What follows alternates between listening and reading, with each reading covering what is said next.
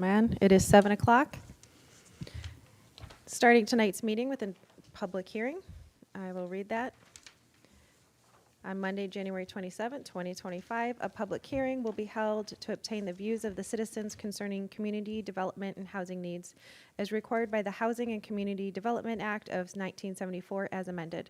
The Village of Romeo will be receiving $2,500 in community development block grant funds for fiscal year 24 from the Macomb Urban County Program. Federal guidelines require that the maximum priority be given to activities which primarily benefit low or moderate income families or which aid in the prevention of elimination of slums or blight.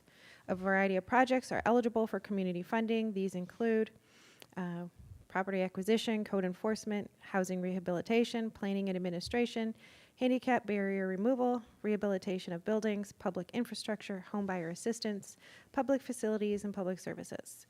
Citizens residing in blighted areas or low-income persons are encouraged to participate.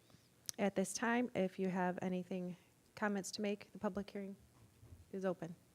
Oh, sorry. Clerk Lucero wanted to make a announcement. Yeah, regarding this, there was a typo that went out in the newspaper. It said we had 9770 in funds. We do not. When I received the report from Macomb County, it had said Romeo 9770. It was a mistake on their end. That's community in total. That's all the companies that applied in the community. When I went back and looked at other announcements, there were similar numbers in other announcements, so I had ran with it. And then when I finally got a hold of someone from economic development, I was surprised to learn that, in fact, it wasn't that. It was 2,500, so there will be a retraction going out in next week's newspaper. So I do apologize to anybody coming here expecting a larger sum than what we have to hand out. I do apologize for that.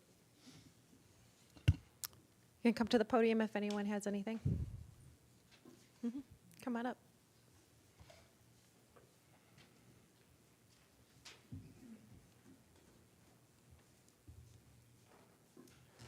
Good evening. I'm Diane Himmelsbaugh, and I am a board member and a volunteer at Samaritan House, the emergency food pantry. We've been serving the Romeo area for 30 years. We've been here since 1995. This is our 30th year anniversary, actually. And it's been a very busy year at Samaritan House. We've had a 30% increase in requests for help. And I'm one of the interviewers that talks to the clients when they come in to help, and or when they ask for help. And some of the stories are so heart-wrenching because I know for a fact when I go to the grocery store how much more I'm spending, and I can only imagine how hard it is for them. They're on low incomes, they have medical problems, things like that. So we try to help as much as we can. And but because of the generosity of our community, we are able to continue to meet their needs. And I don't know if you got the letter in the mail, each one of you, from Kathy. Yeah, it explains it very well. And we're hoping and praying that you can grant us a blessing of about $3,500. And that would really greatly help us. I don't know if you got the breakdown of how we've been helping the Romeo residents, but we've been providing food assistance to 62 families, and that costs us $16,656. We helped one family avoid eviction, which is also what we do, is help with evictions and if they have any shut-off notices for utilities and so forth too. And this person received $324 to help them avoid the eviction. And we provided 42 families with Easter and Thanksgiving food boxes and $25 gift cards to purchase the meat of their choice. And then we had a summer kids food program too. And we gave 5 families $50 gift cards for the months of June, July, and August. when their kids are home from school to help the moms and dads feed their kids when they're home from school.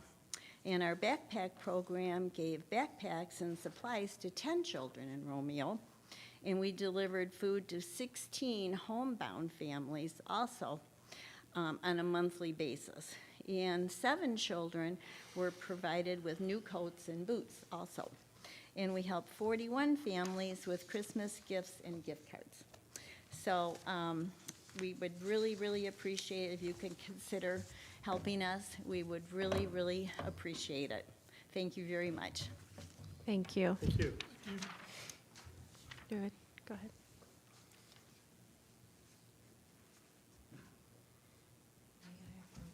Sure. Yes.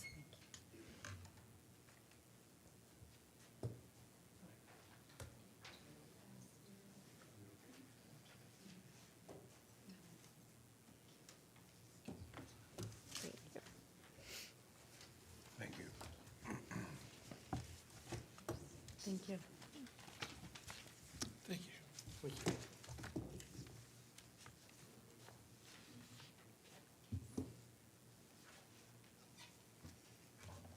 Hi, my name is Barbara. I am a client service coordinator with Interfaith Volunteer Caregivers.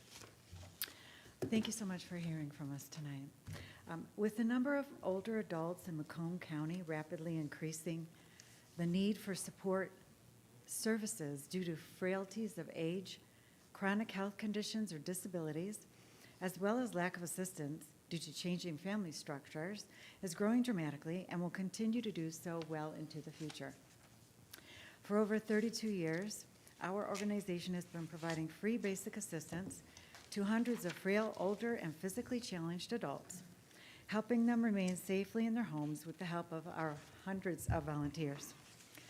This assistance has been helping older and disabled adults with transportation, chores, respite breaks, errands, and loneliness. These opportunities provide fulfilling experiences for the volunteers as well as provide support for those in need. The CDBG Safe at Home project of IVC is part of our larger chore and repair program for older and disabled adults. This project was developed to provide additional chore and repair services in communities that allocate funding for this purpose. Safe at Home allows us to assist low to moderate income seniors and physically challenged adults with indoor and outdoor chores, minor home repairs, and routine housekeeping. We identify individuals who cannot do these tasks on their own and have limited resources. We prioritize the greatest need. To give you an idea of services, that would be maybe building a ramp, clearing a tree that has fallen in a yard, raking leaves, installing smoke alarms, things like that. IVC provides almost 20,000 hours of help over all its services to nearly 500 people each year. With CDBG funding, IVC was able to provide help to some Romeo residents in past years. And due to the generous funding allotted for the current 2024 and 2025 funding year, we have initiated growth in Romeo that has already resulted in 4 completed tasks, and we project continued growth for the 25-26 funding year. We are confident that CDBG funding will allow us to assist more residents of Romeo with this much-needed service. I have the privilege to support our vulnerable community members, and every day my colleagues and I speak to people desperately seeking help for themselves or on behalf of others. We hear things such as they feel discarded, unimportant, forgotten. They feel like a burden. They used to be able to do this. They used to help people, but now nobody is able to help them. And but we get the wonderful opportunity to provide hope, kindness, genuine care, and to share in the joy of those very grateful to have received service from us. So we hear things such as, I don't know what I'd do without IVC. You've been providing me services for years. I'm able to stay in my home because of the volunteers that help me. Thank you just for listening. I've been so lonely. So thank you, Board of Trustees, for your role in making this program possible and for your consideration. Any amount granted is greatly appreciated. We hope to continue our partnership with you in the future. If anyone here has a desire to volunteer, or if you know someone that may need our services, please let us know by visiting our website at ivcinfo.org or contacting the office at the phone number 586-757-5551. Thank you so much for your time. I'm open to any questions that you may have. People in apartments, senior apartments, you also assist them as opposed to just in regular residential homes? Well, assisted living apartments would be different than regular apartments, say a senior apartment or a regular apartment. Assisted living often offers similar services that we would provide. So assisted living, not so much, unless they've already been an established client and they have some services that aren't often offered in their apartment building. But for regular apartments that do not provide the services, yes. You're welcome. Would that be all? Thank you. Thank you. Okay, don't think we have any more for our public hearing. So we will close our public hearing at 7:11. Yep, and we will open our regular Board of Trustees meeting for January 27th, 7 p.m. Let us all stand for the pledge. I pledge allegiance to the flag of the United States of America and to the republic for which it stands, one nation, under God, indivisible, with liberty and justice for all. As we move into roll call, I will say that Trustee Care alerted me around 4:30 that he had an emergency call into work, and he hopes to be here by 8:30. So that's where we're at. Go ahead, please call the roll. Bartholomew? Here. Edwards? Here. Fowler? Yes. Parker? Present. Rosso? Here. President Poznanski. Here. Okay, let's move into our approval of the agenda. We have our agenda. Do we have a motion or any discussion? I'll make a motion to approve the agenda as written. Support? I have a motion by Edwards, support by Bartholomew. Do we have any discussion? I have one question. I don't know if we're prepared to add it on, but this would be the 6-month mark to be updated on our paid parking venture. And I don't see it on unfinished business. Do we have an update or any information? I have a few things to say. I don't know if it's the update you're looking for. I don't know. We were supposed to just bring it back to the table for our Okay. discussion. I apologize for not tracking that. Okay. Do we want to add it on? We can, but I don't know that there's anyone here to to give one. Okay. That's what we can throw it on next month. Okay. Try and make a note of it. Okay, with that, are we good? All in favor of the agenda as is? Aye. Aye. Any opposed? None opposed. Okay, let me write it down, please.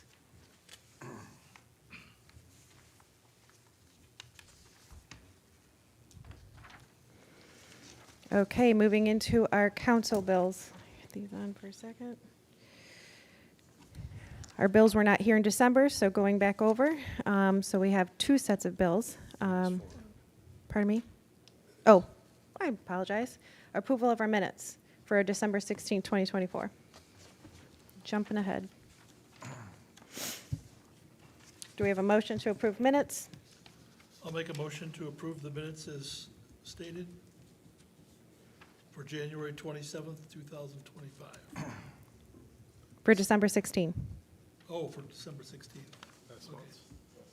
I'll support that. Okay, we have a motion by Edwards, support by Bartholomew. Do we have discussion? Yeah, so I know it's been discussed somewhat in the past with the minutes, the way they've been presented. It seems that there's quite a bit, right? And to go back through and verify video minutes to what's actually written, and then there's a ledger in here telling us what's important. It seems like a lot, and I know in the past it's been told to us that it's the clerk's minutes, and going back through our rules and procedures, it's actually dictated by the council on how the minutes are supposed to be taken. So I personally, and I don't know if the rest of the board feels, something a little more precise and neat to the point I think serves the purpose, because I don't know about the rest of the board, and I can almost probably guarantee that not everyone went back through and watched every single minute on the video and verified what was said to what was written and quoted, and I personally did not. There's no way I would have had time getting this Thursday night to go back through and verify all this for a Monday meeting. So I personally would like to see the minutes be more, like I said, to the point, where it's, this is what was discussed, this is the vote, this is the motions made, and keep it simple. Because I think it leaves less to be messed up and less to be confused. And when we've got a ledger in here that tells us what is important, well, who's determining what is important? Did the board say, this is important, make sure you bold this in your minutes? No. So it's one person making a determination on what they feel is important. So I don't care for this style. May I speak? Okay. Yeah. So, Minutes. last time this came up, we discussed this, and it is the job of the clerk to decipher what is pertinent information and what is not. And we discussed about what might be considered background noise. And when you ask that what's discussed be reflected, I feel as though I'm doing that adequately. I don't know how else to do it. I mean, I've done it this way since the beginning. I even, when asked to not misquote anybody because they felt that it was taken out of context, I transcribed the entire meeting so that nobody was taken out of context, that the full discussion was reflected. To me, I believe it important that what is discussed is accurately reflected, not only for this board, but for posterity, for historical sake. And I'll get into more reasons with my report, but I've been going through all of our minutes here in the village, and to Mr. Clark's point last time this came up, there have been clerks who are bare minimum, and there have been clerks who, even in the 90s, I just went through those, they are dictated. They're what everybody said, line by line. I'm trying to find a happy medium. I understand that where you might feel as though I'm trying to tell you what's important. I'm just denoting that for my own purposes so that you know why I'm putting it out there. Because there were questions last time of why is this in bold and why is this italicized? So I felt that it'd be important to put a legend on there so that I would alleviate some of those questions. I don't know what else or how else to present it other than just a synopsis. If that's what you're asking for, I don't believe that does any good to anybody now nor going forward when you have to look back at why measures were voted on and why they voted the way they did, because we are running into issues right now in the village trying to figure out certain things, and there's very little information. There's minutes that have relevance today on some of the things we're looking into from 1966, where it's very bare bones, and we can't find why they voted that way. We can't find, case in point, the issue with cemetery. Why did you grant an easement? What was talked about there? It's just bare bones. I've been able to find some documents, some HRC documents, but still can't find the true nuts and bolts. So again, I feel it of import to reflect what happened here for future generations. So I understand where you're at with it, and it might be cumbersome, and I don't disagree, but Yeah, I believe it to be. I'm not trying to make it a personal attack. I think they're a bit much. It's not taking And- this one. And what it comes down to, it is the council's decision on how they are recorded, per our rules and procedures. And if that's what the council decides, is we want this, we want this. But like it was made very clear, and I was concerned that we're including in minutes now YouTube stuff, and you made it very clear that those are always gonna be available. You guaranteed that.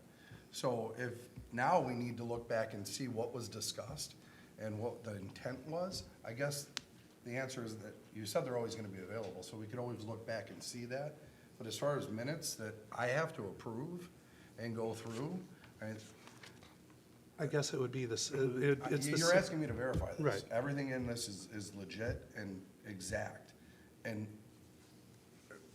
blame me, but no, I did not have time to go through all this and verify everything that was noted in here based on the videos Mm-hmm. and everything. I did not. I guess There's it's, not enough time prior to the meeting to do that. I guess it's of the same vein of rule by reference. So when you talk about, well, the video's always there, people aren't always going to go to the video, but they might read the minutes, and that might suffice. And it's the same as, you know, this board wrote ordinances that already stated in the law with the state, and it's rule by reference. Reference this codified law to know what is happening here.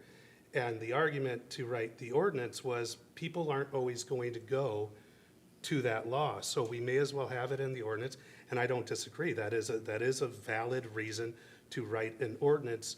It's taking one step out.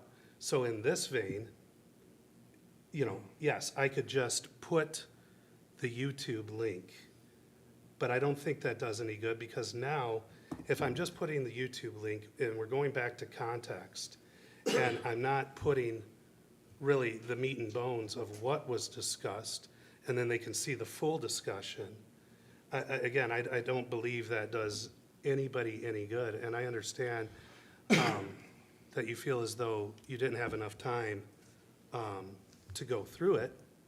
But then again, if you don't have enough time to verify what's on the page and what I wrote and measure it against YouTube, then how are you going to verify less? Because you still have to go to YouTube to verify what's on here and see that what I wrote is in line with that. I guess I'm No, I mean, getting if lost. it was simple and this is what was discussed, this was the agenda item. I know that, I've got my agenda. I keep track of how things were voted on and the outcome.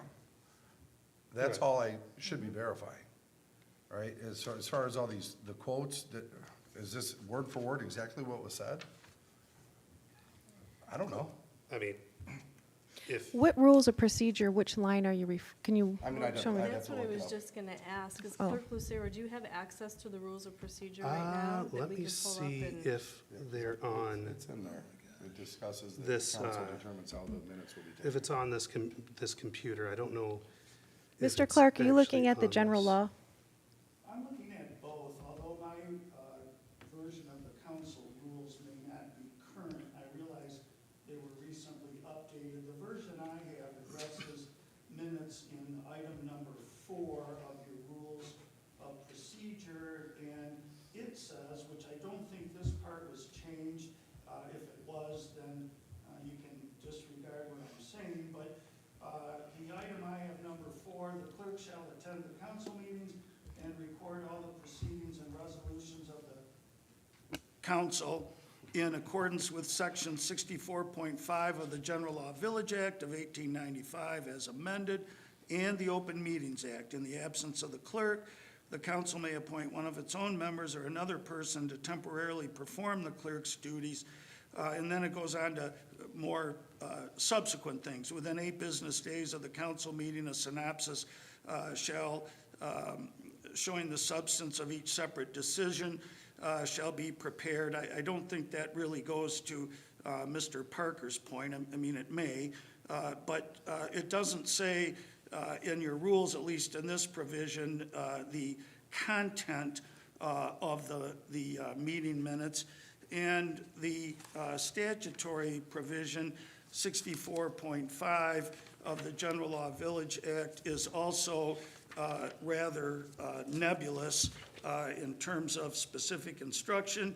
The clerk shall keep the corporate seal and all the documents, official bonds, papers, files, and records of the village, not by this act, meaning the General Law Village Act, or the ordinances of the village entrusted to somebody else. The clerk is the clerk of the council and shall attend the meetings. And again, it provides if the clerk isn't here, somebody from the council, you'll decide who will take the minutes. And it just says the clerk shall record all the proceedings and resolutions of the council and shall record or cause to be recorded all the ordinances of the village. So it doesn't state the specificity or lack of specificity. It just says the clerk takes the minutes. I'm satisfied with the minutes. I'm satisfied. This is the way it's been done for the last 50 years. So I think we should just call for a vote. So, and obviously, I didn't expect anything to be changed tonight because it wasn't on the agenda, but I will provide the information and we can add it for next month for discussion. I do need to make a correction on the minutes. Number 9, unfinished business. Let's see. 9D, Planning Commission Fence Ordinance Amendment Review. It indicates that trustee Rosso asked for clarification concerning page 3, number 7. Item 7 prohibits fences with spikes or similar pointed tops. They understood the safety aspect of the item, but wondered if this ordinance would require people to rework their existing fence. I'm well aware that people do not have to go back and rework if the ordinance changes, and that wasn't my question. I wanted it noted and clarified with the planning commission person that he was referencing those same type of pointy or points that we currently have, and that's the same language that was in the new ordinance referencing the same style. So if we could just have that clarified or changed.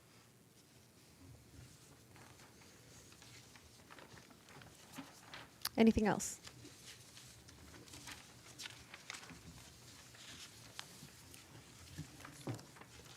Okay, all in favor of minutes with that correction to 9D? All in favor? Aye. Any opposed? Opposed? 2. We have Parker and Rousseau opposed.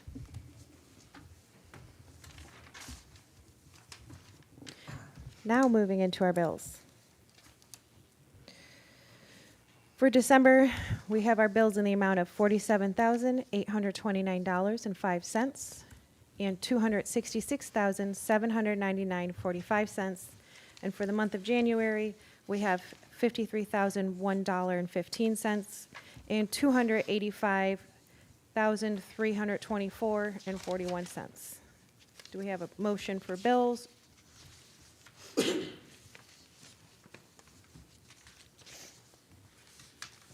Make a motion to pay the bills? Support? We have a motion to pay the bills by Bartholomew, support by Edwards. Do we have discussion? I have a question on page 1 of the check register for December to January. Down 3/4 of the way down, Gaybridge and Company PLC for $19,000. Mm-hmm. I'm just questioning. That's our auditing firm. Is that the total, like, for the entire audit? I do not believe so, but I don't know that answer 100%. Do you know, Mr. Lucero? No, I don't believe that is the full amount. Okay. Like a lot of things, there's probably going to be things that are attached to that may trickle in. Okay. When we received it, I don't think it's for the full amount. I could be wrong. I'd have to go back and look. All right, thank you. I say that based off our contract amount, I believe is more than that, so makes me think. Yeah, that's what I was thinking. Any other discussion? Okay. Clerk Lucero, could you please call the roll? Yeah. Bartholomew, Yes. Edwards, Yes. Fowler, Yes. Parker, Yes. Rosso, Yes. President Poznanski. Yes. Now we're moving into our presentation with our audit report. It's a little bit further in your packet. It is all there. It is behind your budget. So the next after our bills was the credit card statements. You would see the investment statements. To note that, to date, we have earned $426,814.57 from our interest-bearing accounts. Then you have your budget and then your audit report. Good evening. Hello. My name is Joe Verlin from Gabridge and Company, and I didn't want to speak out of turn, but the 19,000 it was the full amount for the audit, so, Thank you. yes. Thank you. I thank council for the opportunity to be here tonight, where it's tropical in Romeo. I did an audit presentation last Monday, and it was 2 below zero on the way home, so this is quite nice. I'm going to take you through the report. I'm going to cover the financial highlights. If there's questions along the way, please feel free to ask. I'm more than happy to take them. So the village provided us with a set of financial statements. The audit team, or the team at the village as well as at plant, did a wonderful job as usual. So we received financial statements, all the supporting schedules and documents. Then we reached out and we confirmed and verified the numbers that were provided to us. So we reached out to the state of Michigan, the county, various banks and financial institutions to validate the numbers that were provided to us. And what matters more than anything else is on the second paragraph of page 1. This is where we provide the opinion on your financial statements. We wrote, in our opinion, the financial statements present fairly in all material respects the financial position of the village as of June 30, 2024. This is referred to, it's a clean opinion on your financial statements. The technical term is unmodified. That doesn't sound flattering, so I always explain it as being a clean opinion on your financials. Highest level that we can provide, and it means that your controls are suitably designed and effectively operating so that the village is able to provide accurate and timely and verifiable financial statements. At the same time, some of my clients misunderstand what that means. I've had clients who have had clean opinions on their financial statements that are in fantastic, wonderful position. I've had other clients that have clean opinions on their financial statements and they're struggling to make ends meet. So just because we've got a clean opinion on your financial statements, I don't want there to be any type of misunderstanding as to, we aren't providing an opinion on the financial condition of the village. We're simply saying that the information that was provided to us is clean, accurate, timely, and verifiable. It should always be the village's goal to get to that point. It certainly does mean something to achieve it. We've had larger organizations with either qualified or adverse opinions on their financial statements. If you go now to page 5, page 5 gets us into the first page of management's discussion and analysis.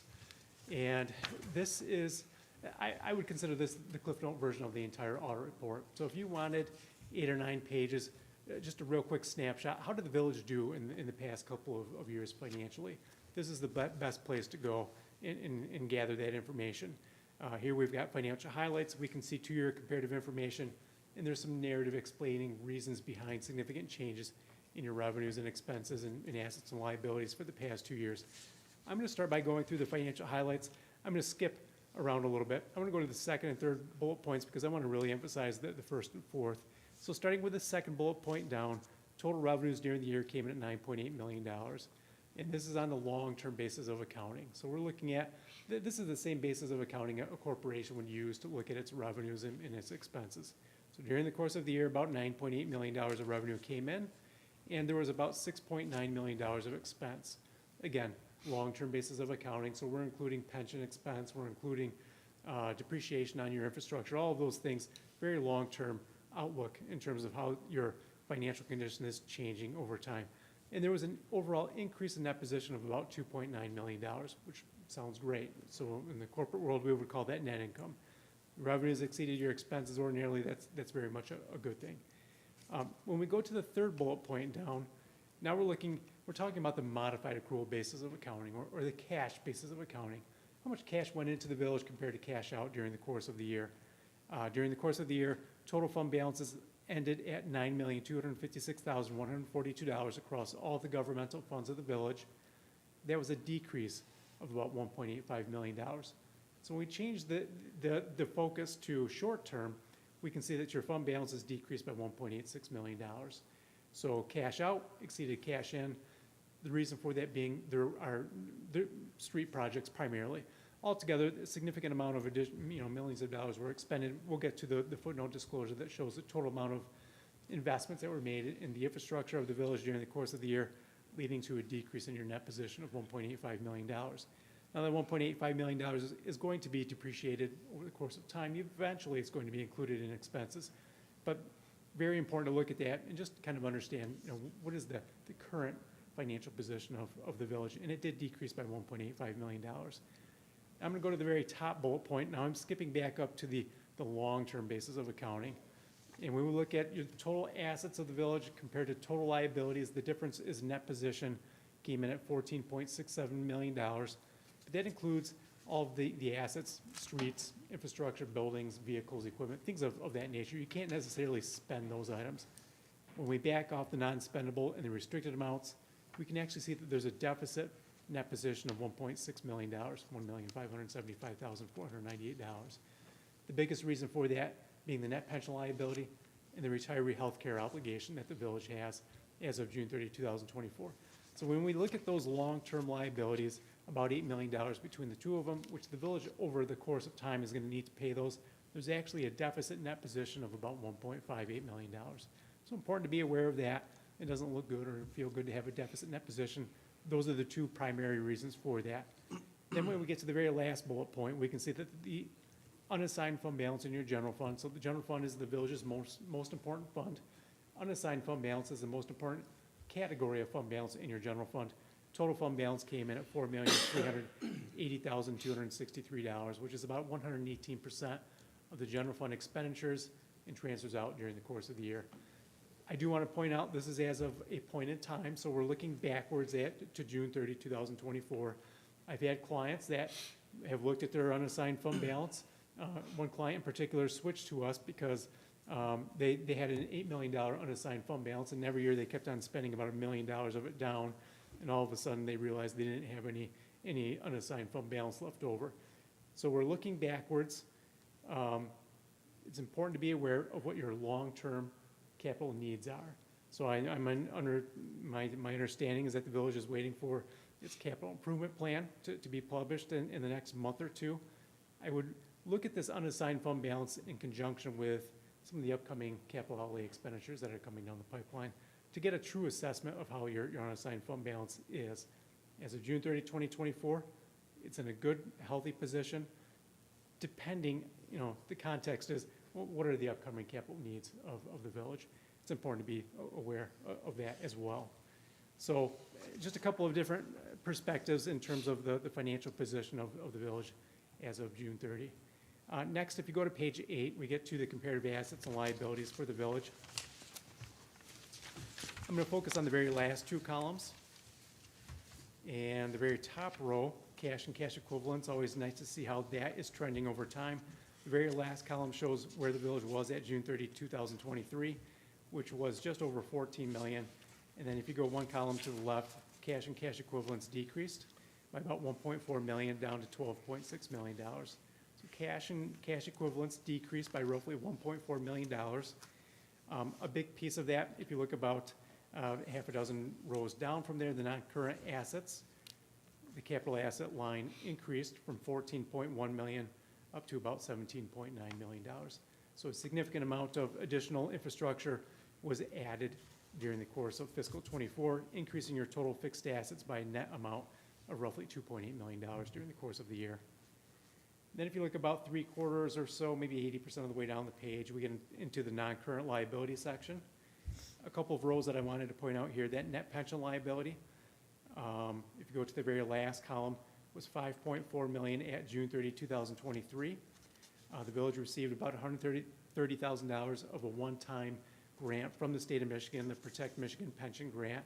So some one-time revenues came in that helps decrease the village's net pension liability. In addition to that, the pension assets earned 11.6% during the course of the year. That helped decrease the net pension liability. But keep in mind that $4.9 million is going to need to be repaid or paid in full. As long as the village keeps on making its annual required contribution, there's about 15 years left until the village is fully funded on that liability. And we'll get to the funding percentage. The village is about 57% funded. Treasury expects local units to be a minimum of 60% funded, so 3 points below the minimum level the Treasury has established. It did trend upwards, your funding percentage, we'll get to that momentarily, but something to be mindful of. Still below that minimum threshold, and that is something that Treasury is going to be taking a look at to see, what are the village's plans to get that at least north of 60%. Most of our local units of government are about 75%. 75% is a good benchmark to, with regard to where the typical funding percentage is. The next row down, the net OPEB liability slightly increased from $2.75 million up to $2.84 million as of June 30, 2024. Again, another long-term liability. There's no assets related to that. So when we add those two together, the net OPEB and the net pension liabilities, roughly $8 million, that's what's causing your deficit unrestricted net position. And if you look 2 rows up from the bottom, the unrestricted net position was a deficit balance of $2.6 million at June 30, 2023, compared to about $1.6 million at June 30, 2024. Turning one more page to page 9, we get a look at the revenues and expenses for the past 2 years of the village. And just a couple rows that I wanted to point out here. Again, focusing on the total primary government, those last 2 columns.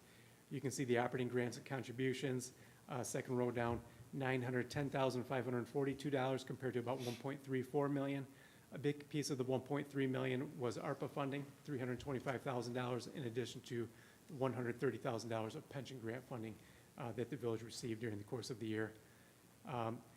3 rows down from there, you can see your tax revenues increased from about $2.55 million up to $3.3 million for the year ended June 30, 2024. The biggest reason being that the street millage that was passed during the course of fiscal 24, generating some additional revenues. And then if you look at the total expenses, half a dozen rows or so up from the bottom, you can see they increased from $6.37 million up to about $6.9 million during fiscal 24. So an increase in the overall expenses of the village.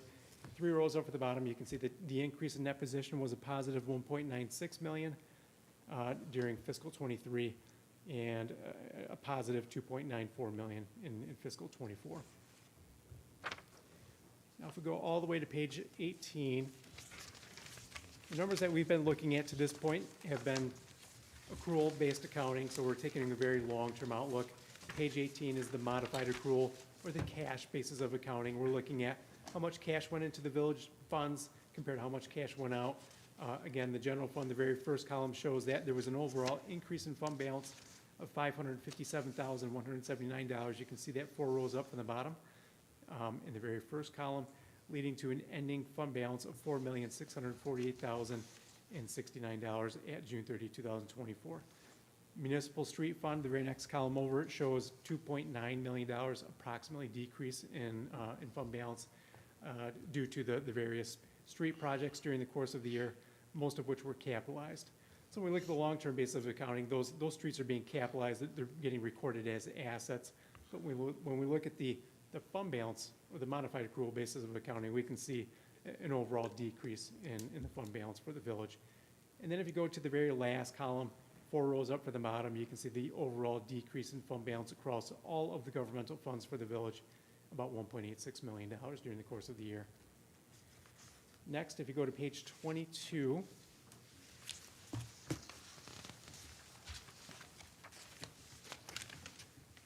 we get a look at the statement of cash flows for the wastewater and water funds, as well as the equipment fund for the village.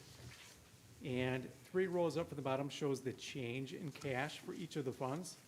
The very first column shows that the wastewater system fund had a total decrease in fund balance, of cash of $180,071. When you look at the top section, we can see the net cash generated by operating activities was actually a positive $419,307. That was used to pay for the long-term debt, the principal and interest on the long-term bonds payable. So that, 2 seconds up from the bottom, the net cash used by capital and related financing activities was a consumption of $757,731. So in addition to the debt service payments that were made during the course of the year, another $324,000 was used, put back into the infrastructure, the wastewater infrastructure, to keep the system up and running. Same with the water fund. We see similar behavior there. The cash flows from operating activities in the top section, 5 rows down from the bottom, a positive $109,610. But if you go to the net cash used by capital and related financing activities, $168,235 was used in the water to renew the water infrastructure. Altogether, about a $15,000 decrease in cash in the village's water fund during the course of the year. And then the very last column shows the equipment fund had basically $151,361 decrease in cash, 3 rows up at the bottom. The biggest reason for that being fixed asset purchases of $215,163 during the course of the year, creating the overall decrease in cash in your equipment fund. A couple footnotes that I did want to point out. If you turn to page 39, we get a look at the fixed asset footnote. So we talked about the overall decrease in fund balance during the course of the year of almost $1.9 million. And this schedule shows the biggest reason for it, at least during fiscal '24. You can see that the total construction in progress increased by $3.47 million when you look at the additions column, 2 rows down in the governmental activities section. And then if you look at the subtotal of capital assets being depreciated, another $822,641 was invested in long-term capital assets.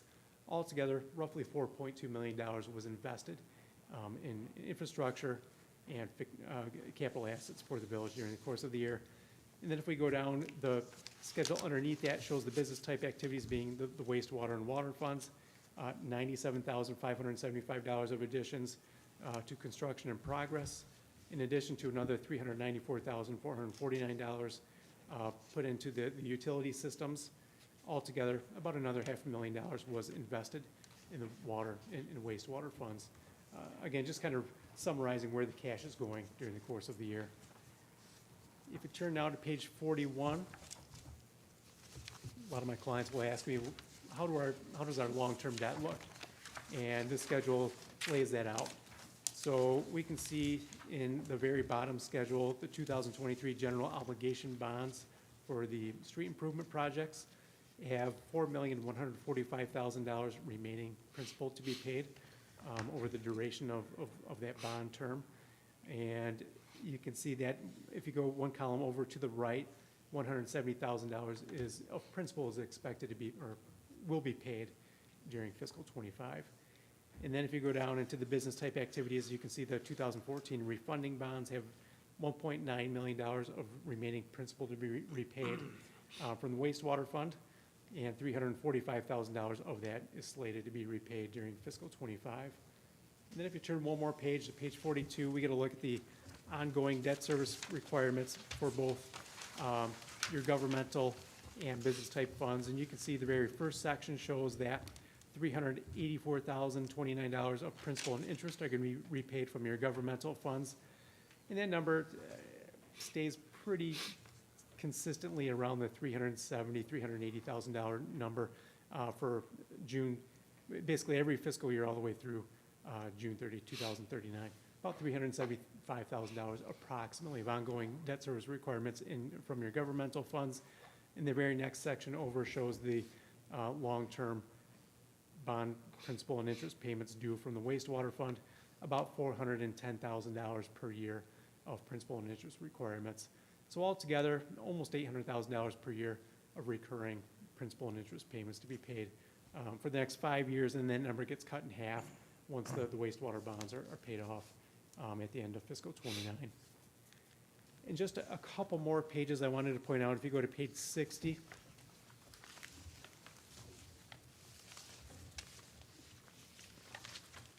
this shows the trend for each of the past 10 years of the village's net pension liability. And I'm going to focus on the 2023 column. The MERS actuarial evaluation is performed December 31st each year. So when we do the village's June 30 audit report, we're actually relying on a December 31st actuarial evaluation, thus the gap in the calendar year at the top of the schedule. But you can see that top third, about 1/3 of the way down, the total pension liability the village is going to be paying over the next 30, 40, 50 years, according to the actuaries, is approximately $11,464,991. In order to meet that liability, about 2/3 of the way down, the planned fiduciary net position at December 31st was $6,520,773. And the difference between the assets and the liability is about $4.95 million, which represents the net pension liability of the village. And when we take your total assets divided by your total liability, 56.9% is the funding percentage. That does compare favorably to 2022, where the funding percentage was 51.6%, but still about 3.1% less than what Treasury expects.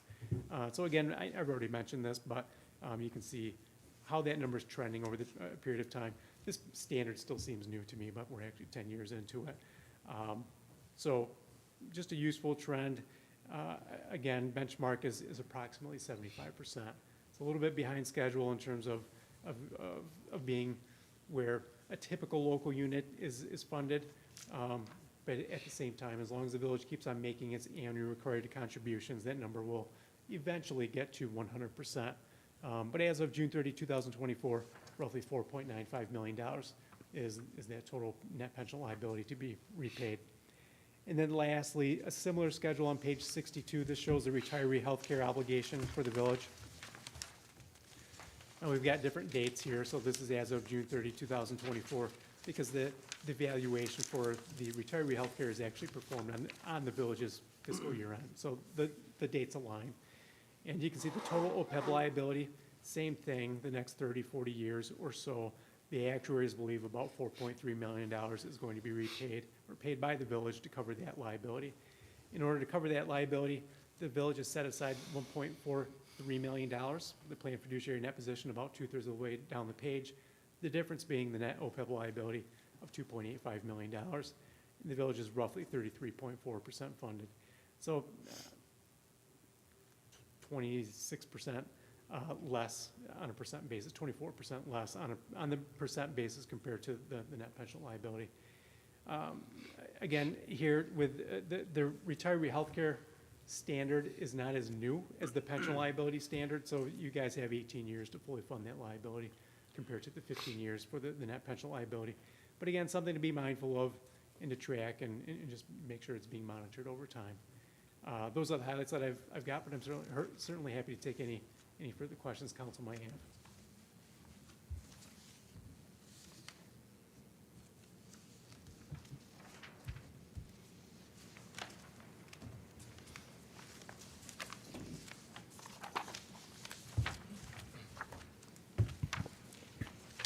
Any questions? No? No questions. All right. Thank you. Thank you.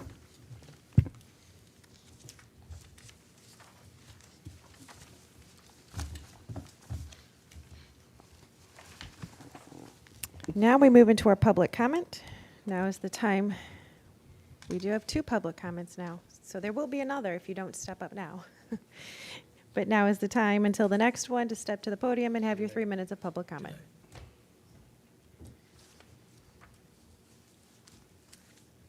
Good evening, glad to be here. Clark Stow, 380 Brook Drive, Romeo, Michigan. I normally agree with the majority of things that Parker comes up with, but today I'm going to have to disagree with his comments. I think it's refreshing to read some comments and know what's going on, because if you sit here and listen, we in the audience have very little to compare, to look at versus what you're talking about. And then to have to go home and listen to that TV thing is mind-boggling. So I give you a shout out to what you're doing now. You know, you can tweak it a little bit, but I'd leave it alone, because as a senior citizen, I appreciate reading a little bit about it, and if I see something that's glaring, I'll waste my time to try to find it in that system. So I appreciate it. Another thing, I'm amazed at, I don't know who this auditing firm is or what, because I always thought it was Plant Moran, but he regurgitated a lot of figures and stuff, and I'm amazed that the grasp of the trustees that no questions were asked. Just a personal opinion. Because all I hear is that the village doesn't have any money, and but no questions are asked. So anyway, thank you. Any other comment? Okay, moving on to our officer reports. Oh, we will start, I guess, with our council members. Trustee Bartholomew, do you have a report? Nothing at this time? Trustee Edwards? No, I don't. Trustee Rousseau? Yes, the tree board met.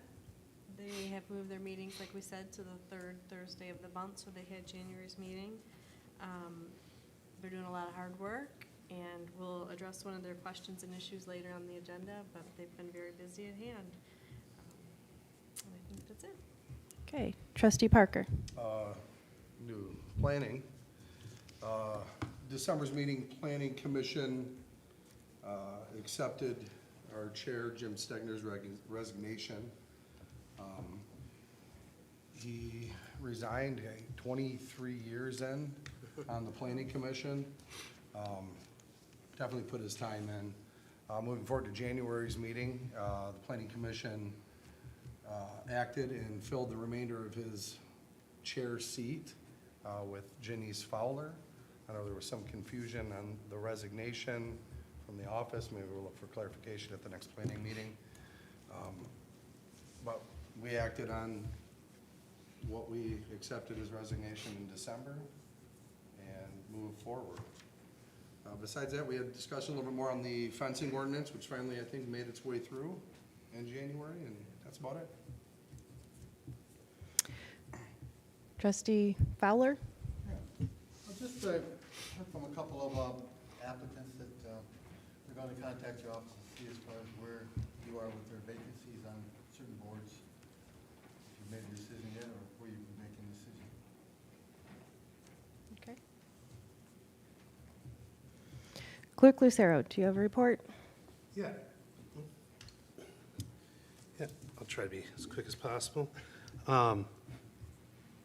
So I've received a number of complaints regarding residents and businesses not clearing their sidewalks. I'm going to be compiling a mass mailer to be sent out to everybody, citing the law and just everybody's obligations.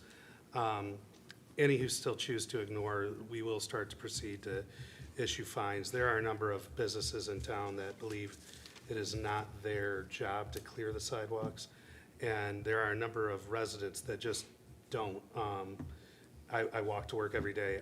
I see it. I tend to walk around town too, and there are a number of individuals that just haven't even tried to shovel, and for me, it's in line with the snow ordinance.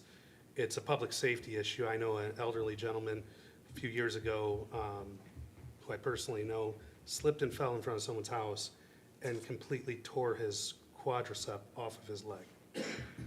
So it is a big problem, especially when you get the warmer weather. It melts down a little bit and then freezes again, and then you just have an ice skating rink right in front of your house. So we need to address that. Cemetery, I crafted a transfer document upon the advice of legal counsel. We're going to be starting on a cemetery ordinance because we don't have one. The transfer document in it, because we can't control the secondary market.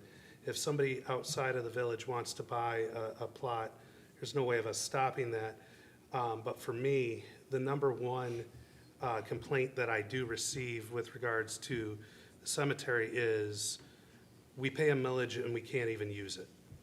So it's in that vein that within the ordinance too, we want to levy some kind of perpetual care fund. That if you are a non-resident buying a plot, you have to pay something to the village for perpetual care. Otherwise, it's just sitting on the residents to pay for something they can't use, but yet you're buying something and you're just kind of enjoying what everybody else is paying for, essentially.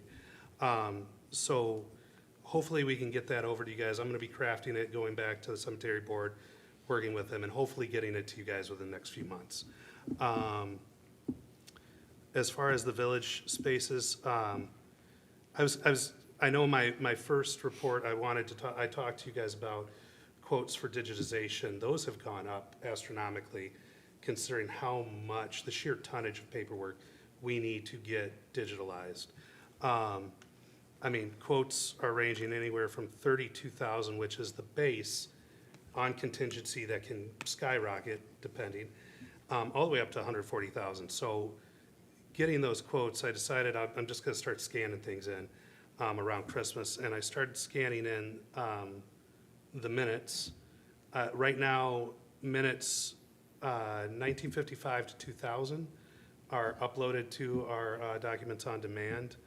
I'm working most nights until 8 trying to get that. In doing just even the minutes, we're saving roughly about 6,000 to 7,000 doing that. I have another plan for document digitization, which I'm going to talk about in new business item F. But then the minutes from 1830 to 1954, I've spoken to Kezar, one of the board members there. They have a book scanner. We might be able to use those because those are handwritten. You can't pull them out. We need to be able to take a picture of them and upload them. And this is all because we have a number of documents. Something happens to the village hall, we lose our history, and that's like, it's the thing that keeps me up at night. On-site security update. President Poznanski and I were going to be going to Chesterfield Township. They had invited us out to tour their facilities, to check out what systems and procedures they have in place. Network security. I applied for 7 infrastructural grants through the state and local cybersecurity grant program. It's going to equal about $200,000. Hopefully we can upgrade a lot of our antiquated, we can't buy the computers, so I was hoping we could, but we're going to upgrade a lot of key components in our infrastructure if we get granted that. We had a desk break, so you may have noticed in your bills, we bought 2 new desks because we shifted some things around in the office. President Poznanski went upstairs. She was literally working off of a table, had to get her a desk, had to replace the other desk that broke. So we had to buy two desks. Bought them on GSA though, the government purchasing program, and they were discounted about 70% what we would have paid for retail. So I feel like we won there. And then finally, this has been a saga, and we'll get into it in the next month or two, why it's been a saga. But I'm pleased to report that we had 22 applicants to replace Miss Wilson in the village. So thank you to everybody who had applied. From that, we were able to narrow it down to 6. We held interviews this past week. Of that 6, 3 have been offered a second interview. So we're hoping, I mean, knock on wood, that we will be able to replace or have her replacement in place hopefully by the second week of February. I'm hoping, barring anything major, I'm really hoping we can do that because it's not a lot of time for that person to learn the ins and outs of what we need them to. So that's it, guys. Try to run through it. If you guys have any questions. Question. So say a person has a neighbor that just doesn't lift a finger when it comes to their snow, how should that be reported? Call me. Call the An clerks. address? Call the clerk's office. You can call the clerk's office with the address. I'll either personally go out or, depending on the workload, and if any of the officers, if it's slow for them, we might be able to send them out, but they're busy, so I try to go out and check things out as well. You can call me, call the village office. 586-752-3565. Option 2 is my voicemail, or you can email me at clerk@villageofromeomi.gov. But yeah, I mean, it's getting a little ridiculous when we talk about the snow. There's entire, on the north side of West St. Clair, there is a considerable patch of about 3 or 4 houses that is just an ice rink. And then there's a patch on East St. Clair when I walk to work that is, it's safer for me to walk in the snow up to my ankles to get there than, you know, and with February coming up, historically, we sit about 14 to 20 inches in February that we get, so we have more snow coming, despite being 45 this weekend. So I'm kind of concerned about that, too. Thank you. So Yeah. Clerk, if you obviously have a pretty decent handle on the sidewalks, and I don't disagree with you. Would it be more economical to first target the ones who seem to be not managing them versus everybody in the village? So I had thought about that, but if the ones I'm seeing are just the ones I'm seeing, and given the fact that it is a small snapshot of the village, right? Like walking to work, maybe 20 houses I'm passing, and this is a problem. So if you extend that out, so 20 houses out of, or let's say 5 houses out of 20 houses, you're running at 25%. If you extend that out amongst 2,200 houses within the village, it's quite a bit. I don't know if I have enough time to hit everybody's house to see if they're doing it. So if we're just basing on law of averages, economically, it's probably more economical for me to send out a mass mailer than to leave the office and walk the streets, and God forbid I get hurt like the individual. I know, knowing his recovery, I don't want to tear my quadricep off, so it's something that I'd rather just send mailers out. Now, with the businesses, yes, it's easy enough, but the sheer amount of individuals out there, it's going to be myself or an officer taking them away from any of the important work they have to do. It makes more sense to send a mailer. Good. And to our reports, Chief, do you have a report, or you just want to wait till your item?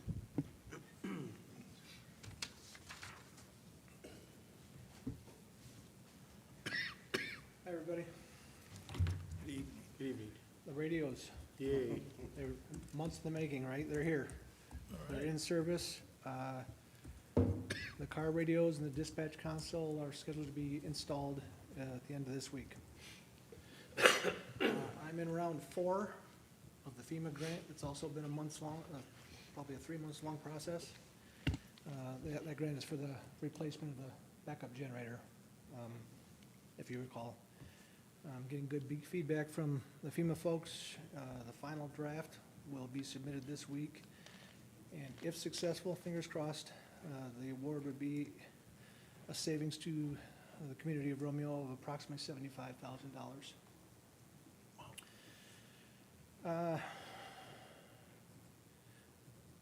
I, like many of you, woke up on New Year's Day to see the horror of what happened in New Orleans, yes.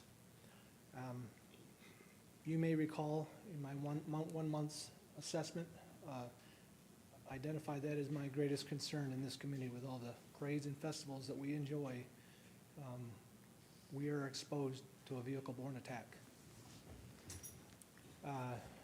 I'll be requesting some water barricades. If the fire department fills those with water, those orange lean-tos that we use to suggest to people that the road's closed, the water barricades are several hundred pounds when they're filled with water, so they'll be of some assistance, but they're really more of a backup plan if somebody were to show up with ill intent. What is actually needed is heavy vehicle stopping barricades, such as Archers or Meridians. Don't panic, I'm not here asking for more money. I don't know if any of you are familiar with what Oak Tech is. Anybody heard of that? So there's an organization in Oakland County where I came from. That's where I spent my 30 years. It's a consortium of agencies. It's kind of loosely run by Oakland County's Emergency Management Office. It's it's an organization of several Oakland County agencies that pay into it, but they purchase equipment, and they have a plethora of equipment. They have these large archer barricades, the trailers it takes to transport them, side-by-sides, golf carts, all kinds of equipment. I learned, Are the Archer barricades, those L-shaped ones? yeah, They were showing on yep, the news after that happened? drive a truck into them and it stops it. It's, Okay, I remember seeing those on in TV. fact, that's what New Orleans is getting a real hard time about, is they have those. Well, they had them, they just They didn't have use them them. deployed, right? And we watched that car drive through a crowd, right? Anyway, so OPTEC has many of those. I learned last week that they were considering entertaining, offering positions to out-of-the-county agencies. So I went to their meeting last week and submitted an application, so hopefully we'll get approved for that. Better news is, though, the chief in Richmond, Chief Costello, he has the same concerns I do for his functions there in Richmond. We had discussed it. He actually proposed this to the Macomb County Emergency Management Office, who doesn't really have all that equipment. They have a mobile command center, but that's about it.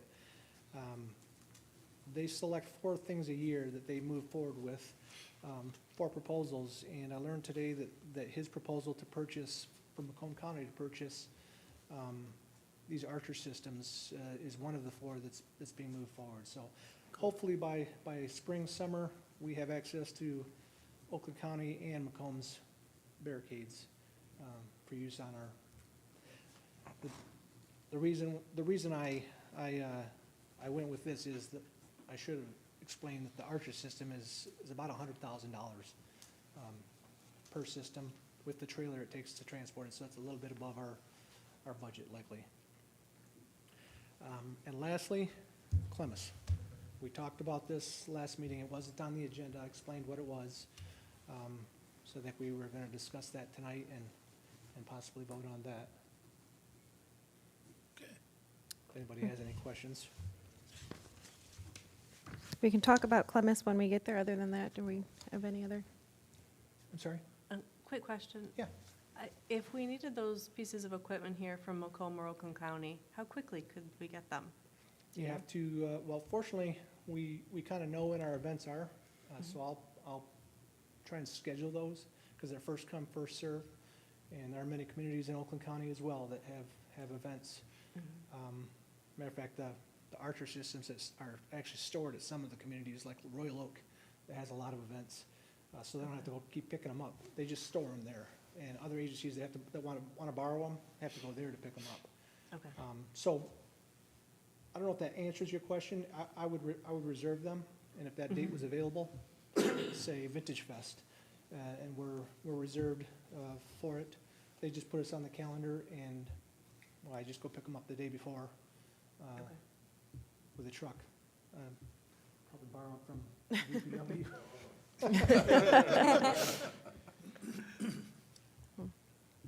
Okay, thank you. We'll bring you back up we'll bring you back up for Clemis at that time At what time? on the agenda. Oh, we aren't on the agenda yet? Okay. Did I miss No, something? later when the item comes Oh, up. okay, I see what you're saying. Okay, understood. Thank you. Okay. President's report. I have a few things to report here. Just as a heads up, the Macomb County Department of Roads reached out to me. The 32 in Maine, the 4-way light there, we're going to be getting a left turn light at each of all 4 sides. The work will be done this winter or at latest by spring was the email I got. While I had somebody's ear, I inquired if there were any updates coming for the 32 in Sisson light, of which I was told that the traffic signal agreement we have with the county has Romeo at 100% responsibility for that light. And the most current estimate, which I recall during past president's time, was $80,000. So we can assume that's increased. So if we want that light updated, we have to pay for it. And the most recent estimate was $80,000. That was the answer I got. The school's property here on Prospect. The schools reached out. They wanted to know the village's plans in consideration of Thompson Place. That is the street, the road that runs through the middle of the property. And I said currently that we don't have any plans at this time. The RFP will be coming out soon. I think their hope was February. With the DDA, the park mobile signs should be going live in February. When it came time to put them out, walking around, DDA director said, there is not enough signage, there's not enough information here telling people. So we said, okay, we're not going to start something that is just going to cause chaos, so put a hold on it. Kay reached out to the company. There's more signs being brought in, such as sandwich boards, large things that kind of show. We have some ideas for the future. However, not going to implement coloring a different color of parking lines if this isn't going to be permanent. So we want to get this going first, see how it goes, and then we can make those bigger adjustments to notification of when you're in the paid parking spot. I wanted to give a congratulations to Spice 21, officially open. Delicious was there for their grand opening last week. And then, not a DDA business, but over in our industrial district, we have Fiverr Sports. They are open. Their grand opening ribbon cutting will be next Friday, so check that out. That's really great place for kids' activities. I'm looking into it for a birthday party. So think of all the things that you could do over there. It's really great. Oh, and then lastly, to touch back to something Trustee Parker brought up with the Planning Commission, there was a letter included in your packets in our information only section, which is towards the back of your packet. And I sent out this communication to the Planning Commission to address the election of the new chair, which was made prematurely before the seat was actually vacated. So there was no resignation, so that is the discrepancy there, is that there's still a chair.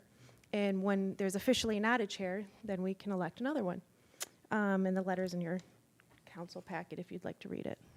So the letter from Mr. Stegner is not an accurate letter that the email on December 4th?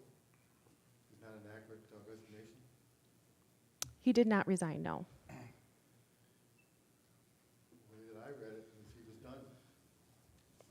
Yeah, I would question, because he did verbally resign, it was confirmed, and then it was approved in the Planning Commission's minutes in January of his resignation. It was accepted. He made it known in conversations since your letter came to Planning Commission with Stegner. He has confirmed that he is done. And unless, I think the term was chain him and drag him to a meeting, he is resigned. That is not what I've received from Mr. Stegner. In the December minutes, he does not say he resigns. He says he no longer wishes to be appointed, and he would stay in the seat until it's fulfilled. And then, please, I'm still speaking.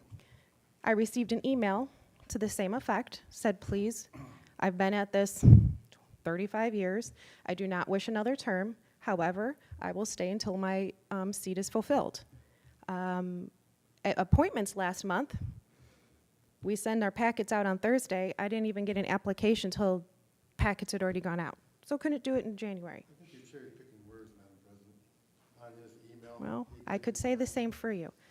Either way, I've even spoken with Mr. Stegner myself also, and he said, yes, he was going to actually be there in January.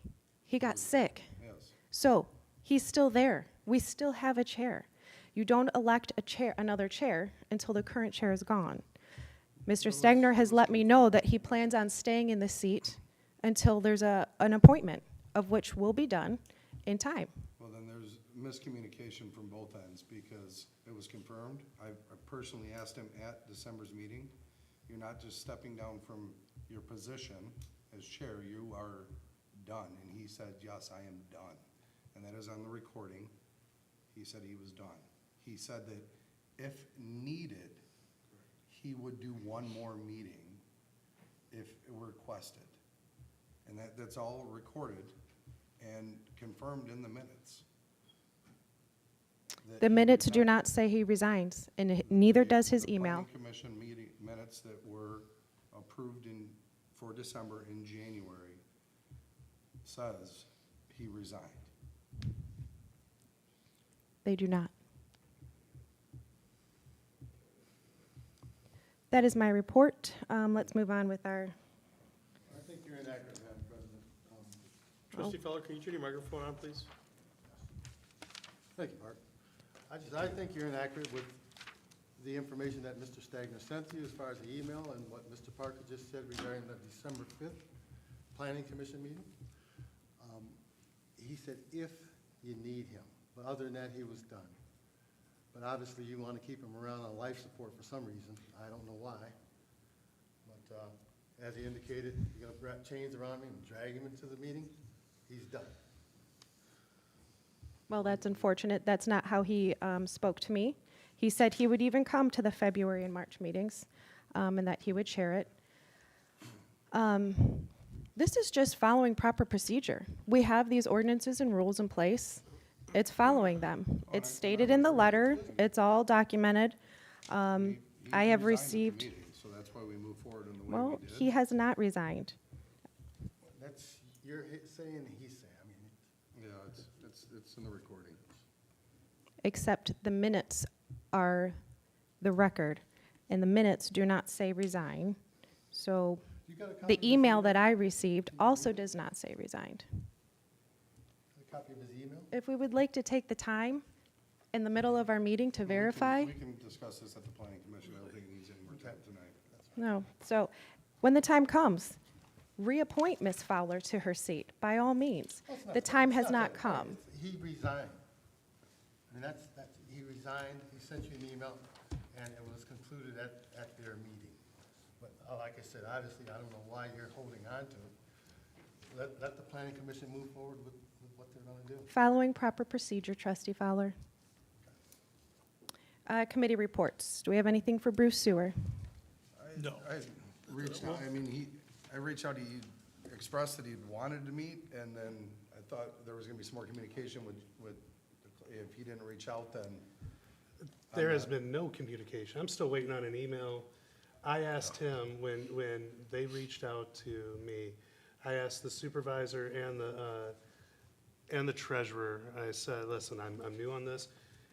So, I'm not saying that what I'm being told from anyone on our side is not factual, but I want to hear it from you. Can you put in an email what your ask is? What you are asking from the village, so I have it.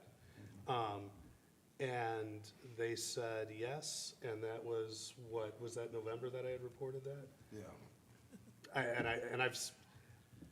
I've seen the supervisor multiple times, both professionally and personally, and nothing has been brought up. At this point, I'm not gonna bring it up because I'm not the one asking. I already made my ask. I already notified them what I'm asking for. I've read the agreement more times than I can count. I feel like I'm well-versed there. I just need to know what they're asking for, and it has yet to come to me. So I'm not gonna reach I out. don't know that we ever did finalize anything solid, did we? No, it was a lot of back and forth Yeah. discussion on capacities, and they, same as your request, we asked them what they wanted, and Yeah, maybe it was they never just- finalized. They were looking for us to throw something out first, and it kind of died there, and then through the elections and everything, it just got lost, so. like, Elections, I've talked to him a holidays. few times, he's expressed interest in meeting again, but nothing official, so if we're willing to give it to another month, and if nothing, we can maybe just dissolve this next month and move forward and wait for them to reach back out. That'd be fine. Yeah. Maybe they're focused on their police millage right now. Maybe it's not. Okay, moving into our ethics subcommittee. Nolan and I met. I had a real rough few-page draft. We went over it. Going to go back in and make some additions to it, and we have another meeting set. Remember, I didn't write it down. When did we? I have to look it up. But that's about it for that. Just going to start writing it and picking it apart each time and See what happens. eventually get there and then bring it here at some point. So that is that. Okay, moving into our unfinished business. First item of business, our President Pro Tem. This is something currently Trustee Fowler holds. Yes, I'd like to, Some, I am not seeking like a reappointment to the position. First of all, I'd like to thank the council for letting me have this privilege to be appointed President Pro Tem. And again, thank you. But I'd like to also add, at this point, I'd like to suggest or nominate Trustee Parker. I think that you guys have done a great job with the sewer committee, and I think he's actively involved in a lot of the ongoings of the village. So I would definitely put a nomination or in for Trustee Parker for President Pro Tem. well, thank you for your time and thank you for Thank you, Zach. volunteering and doing it. Chaired a couple of the meetings here for me. I appreciate it. I had one time. Hearing that, I would like to have us consider seniority, and that if Mr. Fowler, you don't want it, the next highest seniority would be Mr. Edwards. I've done it previously and enjoyed it, but I'm fine. I'll be happy to pass. Okay, and then I would think next seniority is Trustee Bartholomew. Would you be interested? Yes, I would be. Okay, well, I would make a motion for Trustee Bartholomew to be President Pro Tem. I'll support. I think we had a motion first.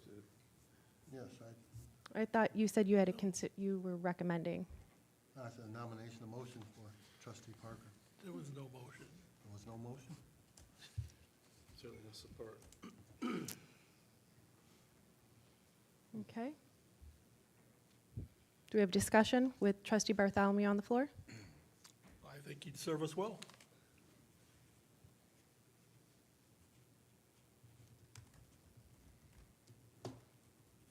Nothing else. Okay. Clerk Lucero, could you please call the roll? Trustee Bartholomew is Pro Tem. Bartholomew, Yes. Edwards, Yes. Fowler, No. Carey, Yes. Parker, Yes. Rossa, No. President Poznanski. Yes. Okay, congratulations, Trustee Thank you. Bartholomew. Thank you. Best I can. Next item, we have our Eagle lead line verification RFP. We approved this last month.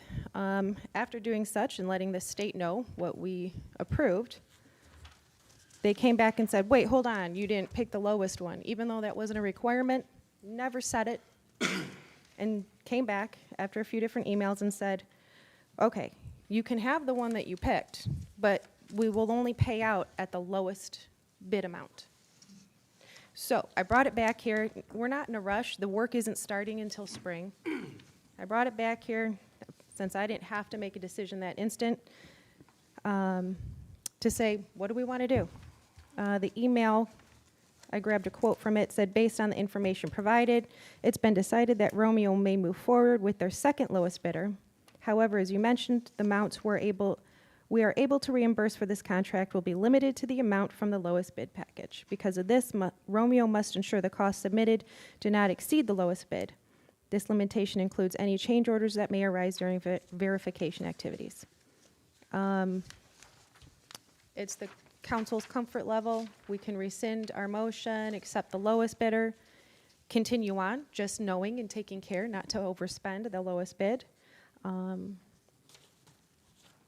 we contact the company we chose, let them know the situation and see if they're willing? I think at that point that I'm not sure that that is allowed. That'd be kind of, That's legal. yes, that's kind of, at that point, we should then rescind all and start over. I would say probably have to rescind our original vote and go with the lowest bidder. I don't think we're in a position to be rolling out more cash. Lengthen our free money for as much Yeah. as we can. The other option is, we can still go with who we have, use the lowest bid amount, and when there's money left over, rebid, send out another RFP to finish the project. I get the feeling they're kind of making this up as they go. Because they say, okay, so we have 2.5 years to use this money. What happens if there was a big rush? They told us we had to have the RFPs done in December. You can't tell me everyone's going to use every dollar from that. So then we have 2.5 years to use it. What happens? We just sit around. So I imagine we can rebid it out, another RFP to finish the project with the money that's there. I can't guarantee that, though.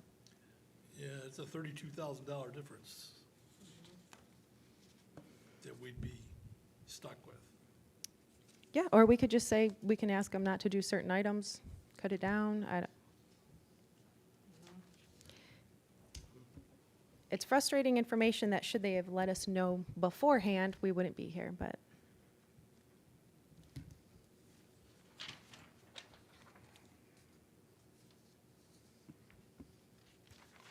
Well, I guess I'll make a motion to, what's the word I want to use? To get rid of the. Rescind. Rescind the past motion to pick ML Chartier Excavating and of $161,262 and go with Duke's Root Control Incorporated for $129,335.08. Second. I believe the amounts are above, though, Oh, in the bold, so let's go with those amounts. The Total amount of bid. 124. 156,566 and 124,360.65. correct. Okay, so we had a motion by Edwards, support by Fowler, to rescind for ML Chartier and accept Duke's Root, say Canal Control. Do we have any discussion? And maybe I don't quite remember, but didn't we decide to go with ML because we felt that they had a more complete bid anyways? And we were concerned about extras and additional charges after the fact. So what is their stance on that? If they're gonna only provide the lowest bid amount, are we still then required to cover? You guys went with ML Chartier because, A, they had a more, like you're saying, a more complete bid. There were some questions about permitting fees. There were some things that were left blank. As well as ML Chartier was local and DPW and Supervisor Metz had spoken to history with them. So the board felt confident in going with their bid over the lowest, given the history and the more complete bid. And the only thing I can say to some of those points is when I spoke with HRC, Duke's Root Control has done this prior, they've worked with them before. They said their assumption is because they've done this multiple times, they didn't bid those because they knew things weren't going to be needed. So they knew it was going to be, that's why their bids in certain line items are so different. From the email that they sent, it makes the way that they word it. This includes this limitation includes any change orders that may arise during verification activities. That sentence makes me believe that if there are change orders and adjustments, they will be allowed, since we went with the lowest bid, that we would then be able to use more money. But I am doing a lot of assuming out of that sentence. See, they got a recommendation letter from HRC indicating that they're gonna follow all the specifications they put out there. So, I agree with Matt. If HRC said they're the one to go with, then that's it. Yeah, as much as I like to go with the local guys. Yeah. Go for Fairhaven, I don't think we have much of a choice. We pay HRC to do this stuff, so Right. they did it. Okay, there's no more discussion? All in favor of rescinding and accepting the lowest bidder? Aye. Aye. Do we have opposed? One. We have Parker opposed.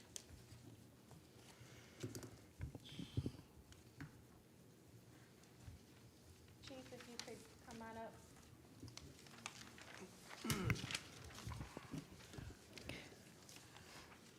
We have our police purchase of Clemmis on the agenda.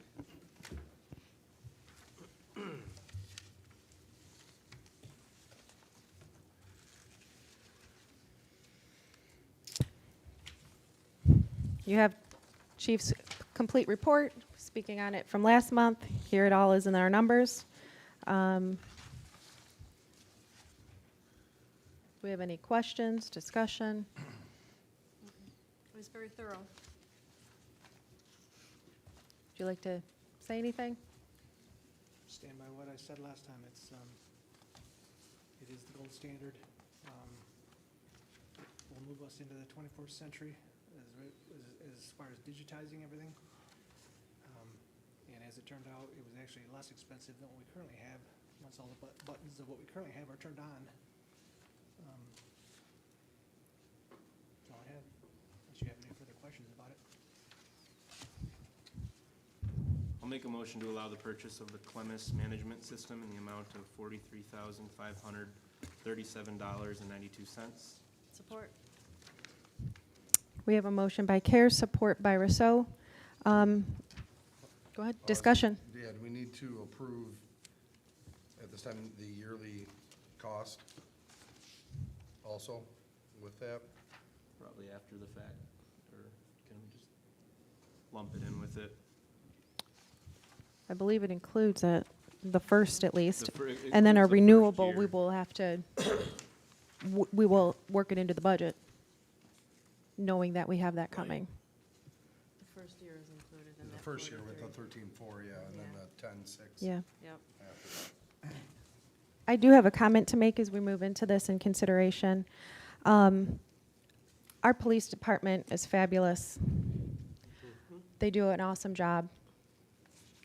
And they are immensely grateful for what we have been doing, rebuilding the department, ensuring that their job security is there. However, as we spend this money, they also see how much they have not been given over the years.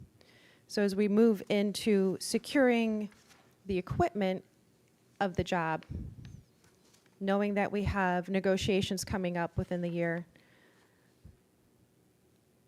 they would just like us to consider their importance in the job that they do. And that as we negotiate, we would also, if we have, to put it plainly, if you have the money to buy the equipment, why couldn't, where's our raises? To just put it very blunt. And I don't disagree with them.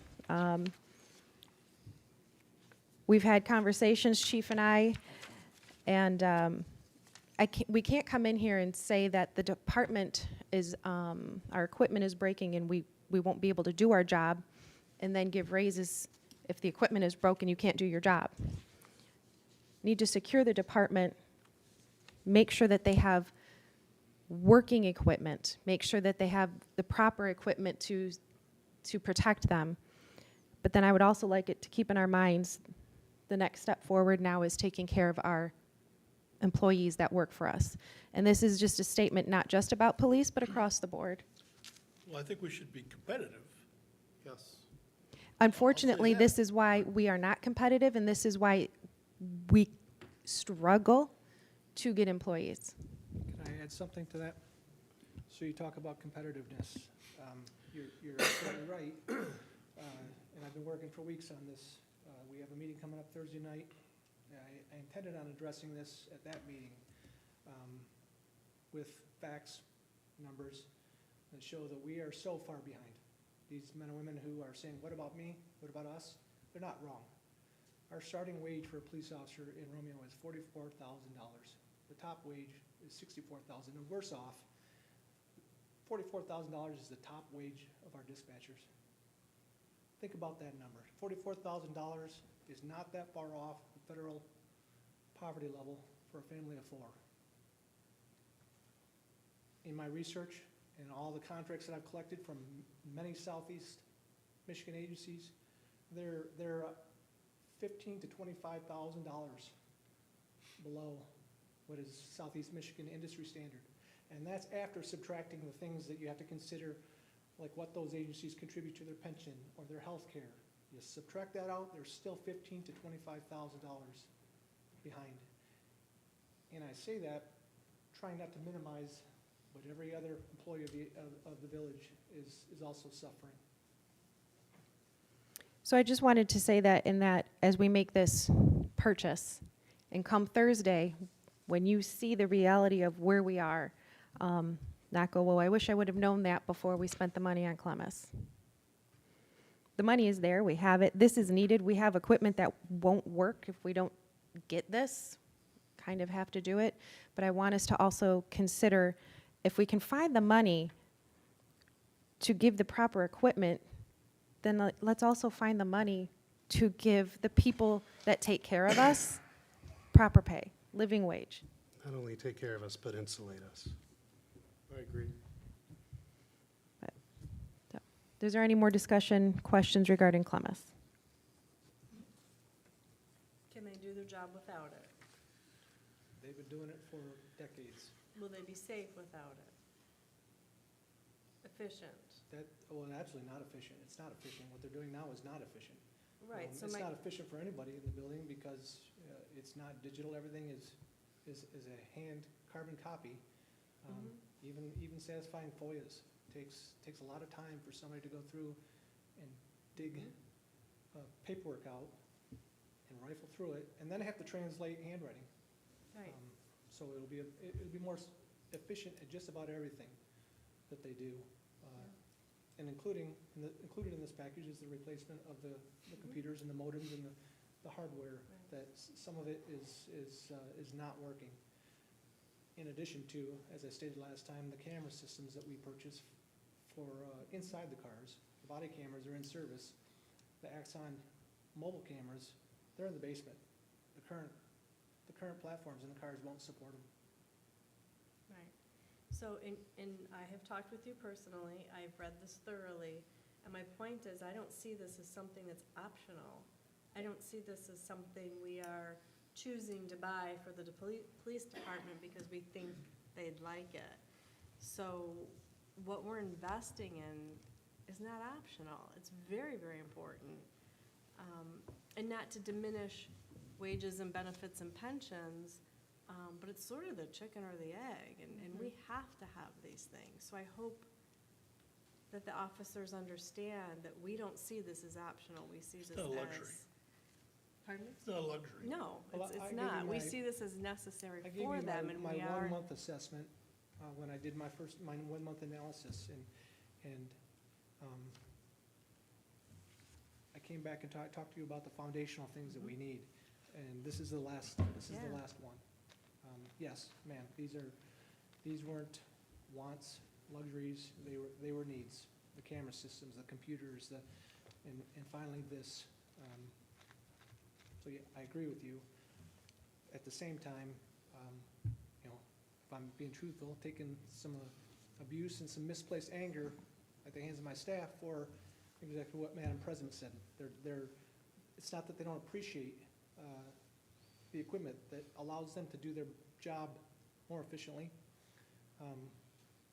but they're to a place where they're saying, if we can have found the money for all this, what about us? As I said, they're not wrong. They're so far behind. And that's where we've had conversations. I go, I feel the same. This is a non-negotiable. This has to happen. In that even if we didn't, this 40 would not be enough to suffice. It's not just police. It's DPW. It's wastewater. It's our office staff. That will not touch the need.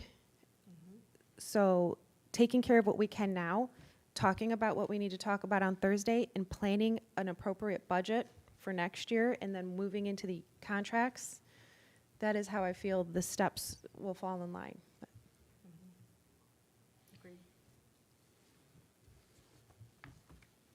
Okay, if we have no more discussion, we had a motion and a second.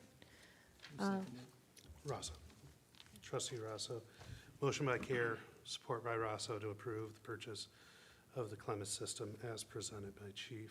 Okay. All in favor? Aye. Do we have any opposed? We have none opposed. Thank you, everybody. Thanks, Chief. Thanks, Chief. In new business, our Reckling Park Development Plan Resolution. Macomb County, Green Macomb to be specific, has asked for this. As we continue to work and go forward, they would like a resolution. Not only does it tell them that we are serious about moving ahead with this park development and the time that they're giving to us to help walk through it, but then it's also when we go to have grant applications, we have it ready, it's already there. Yes, the council plans to develop this. Yeah, so the first thing we need is development plans. We've had our meetings, we kind of know what the community wants. We had 17 people come to the official in-person meeting, and then due to the rain out, we sent out the survey. I thought we had, if I'm remembering correctly, 22 comments come back, all very similar. So we kind of have an idea of what everyone would like the park to be, to move forward and continue with grants, because our Parks and Rec is not going to develop it for us anytime soon, unfortunately. So what do you need here? Just a resolution, council support in the creation of the development plan for Reckling Park. No financial obligation. No, the whole point is that I'm trying to get us grants to do this, because we don't have, now when those grants come, or whichever ones we find, if they have a 20, 30% or this or that, we'll know at that time, and we do or we don't move forward with the grant. All this is doing is helping me apply for them.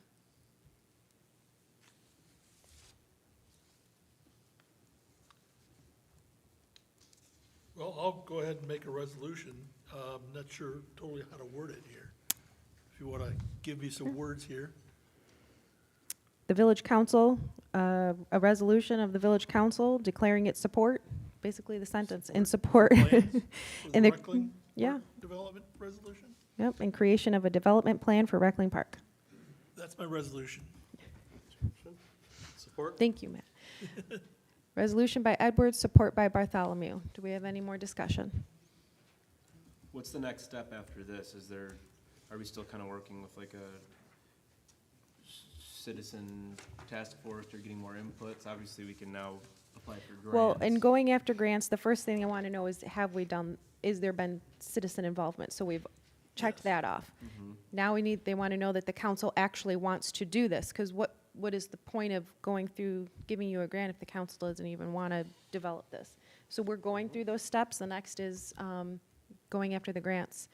Green Macomb suggested it's another one from the DNR, different than obviously the tree one.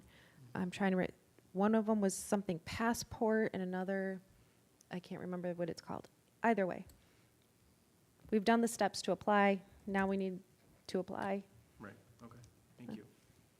and I will keep you apprised as it goes.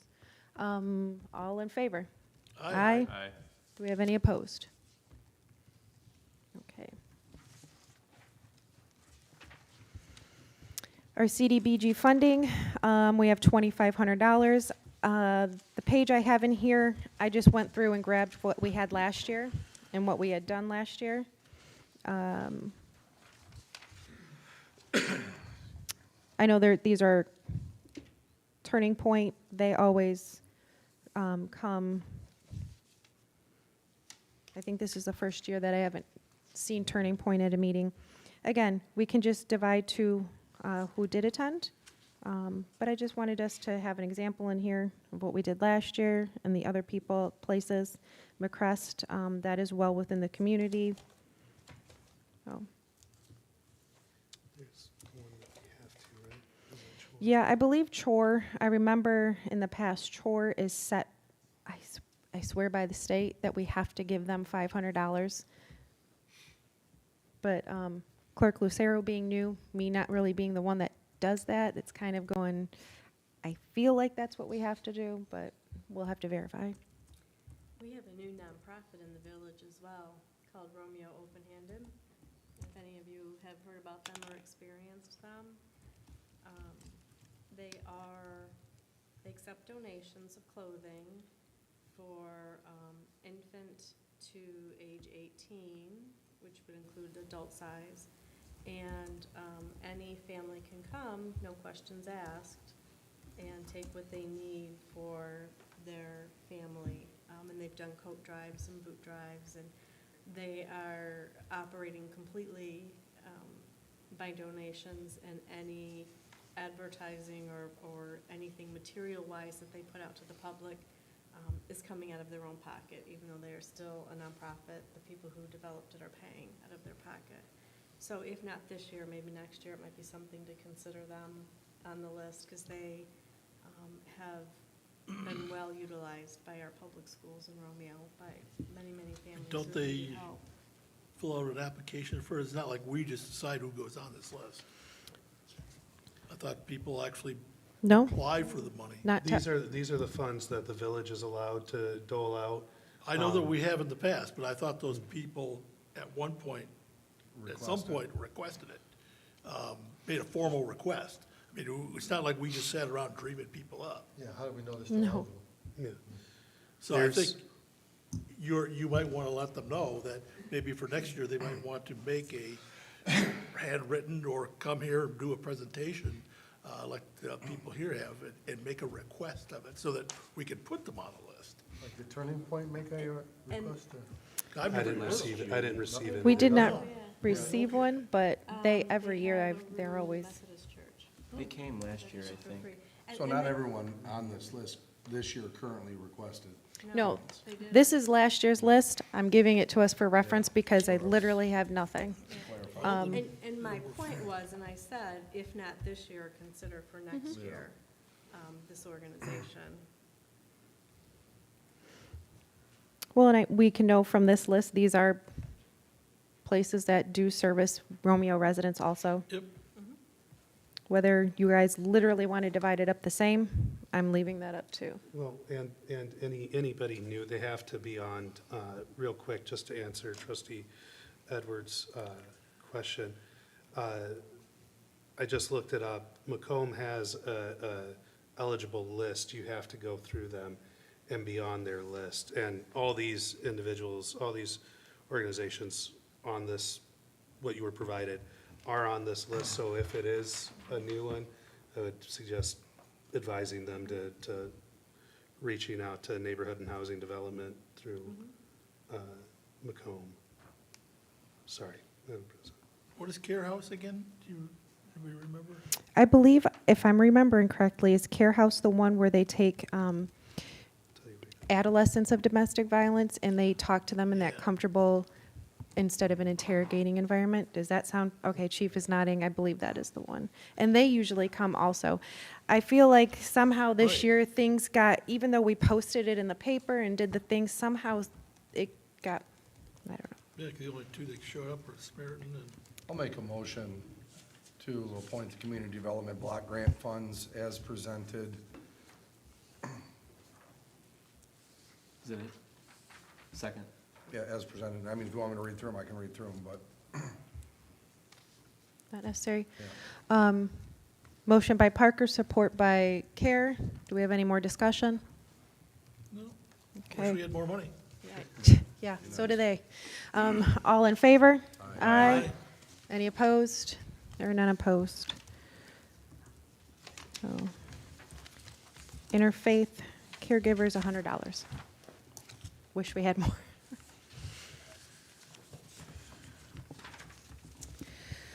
Moving into our budget amendments. Too much for me to read through. I hope you read through them. Do we have any questions or discussion?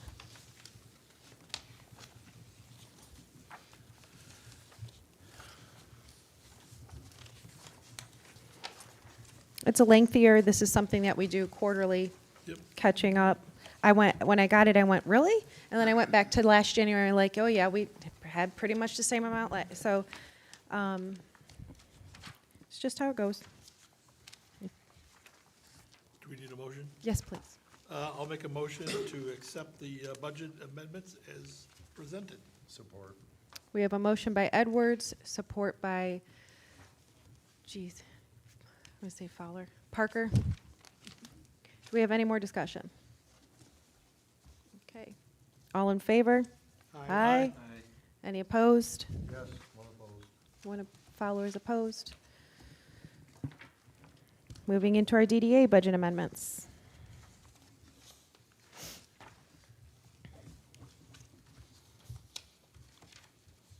The DDA is discussed. They went over this. They have approved this. This is coming to our table as we approve their budget. I'll make a motion to approve the DDA budget amendments as presented in the discussion here. We have a motion by Edwards, Support? support by Bartholomew. Do we have any more discussion? I have a question about the park mobile revenues. It says in here the management estimates that the revenues will be 18,000. Is that like their 10% fee? Do you know, there wasn't their fee they were taking? Is that fee? Or is that just revenues from parking in general? I'm gonna guess and say in general. That seems like a lot. I don't recall Kay, do you have any idea? Shannon? Yeah, because I thought they had discussed a fee that we were not comfortable with. It went back to the DDA. They had a discussion about what they felt the village wasn't being fair with. Was it 10% administration fee? I think you're correct. Oh, that's a So- separate fee. And then. We left so, that but blank. This is revenue coming into the DDA. I thought that the revenue from that was all coming to the village, and then potentially the village would give back 10%, which 10% of 18, that's 180. I thought their initial estimate, they thought that it was gonna be like less than 50. It's a little, total. it's opposite of what you've described. It's going to the DDA. They will hold whatever their managerial of it is, and the rest comes our way. Yeah, but I don't think the council approved that fee. There's a, 10%. so in having Park Mobile as the app they hold, being the app, I don't know what it is. It's like using a charge card and they take 2 or 3% when you use the card. When you use Right. their app, they're holding a certain percent. I'd have to look at the contract. I don't know. Okay, so I guess my question is, what's this 18,000 that the DDA is anticipating taking in? Is that a fee, or is that from, That's probably what she was just describing by the fees coming off the app. but we don't know? So, no, it's probably a guess on their part. I'm saying it's the total revenue of the, but I don't know. With the sentence is, with the implementation of Park Mobile, management estimates that revenues will be 18,000. That's what I take it as that. So we'd get 16,000 some change off of that? If that's whatever they take. I think 18,000 was the figure on the mailer that got sent out of their estimated revenue. It's not a lot. That's what we've been saying, is this is not a major revenue generator here. This is getting movement of parking and making parking available to, Right. Because I think that's the number she called out when she made the presentation here, now that I think about it. it was under 20. It was, Yeah. I feel like it's under 20 and 30. And she, listed where the money was gonna be used and their, care and maintenance of the parking area, but it's not, still a lot of money to even take care of it all. Even come close, but It's something. more than nothing, and every year, if we actually stick with the program, Yep, I guess just with the piggyback, have we had a discussion with PD, who I guess would be, look to enforce this, on what the estimated cost would be and time spent to enforce? I think Well, that's all part of the It's- experiment. It's mentioned in here that they're going to increase their expense budget by 3,500 to purchase equipment for enforcement officers. And they do, they have their, they have iPads or whatever. They have been delivered to the police. Okay, that's what they are, iPads? Okay. Yeah, so essentially, they didn't have equipment. Our officers have our equipment, of which is secure. And unless we were gonna ask officers to then use their own phone, it just wasn't gonna work. They needed a device. So yes, they've purchased the items, they have them, I believe they were trained on them already. Essentially, it's something we've always said is the police needs to enforce parking, and now we gave them an avenue to do it in those spaces. Right.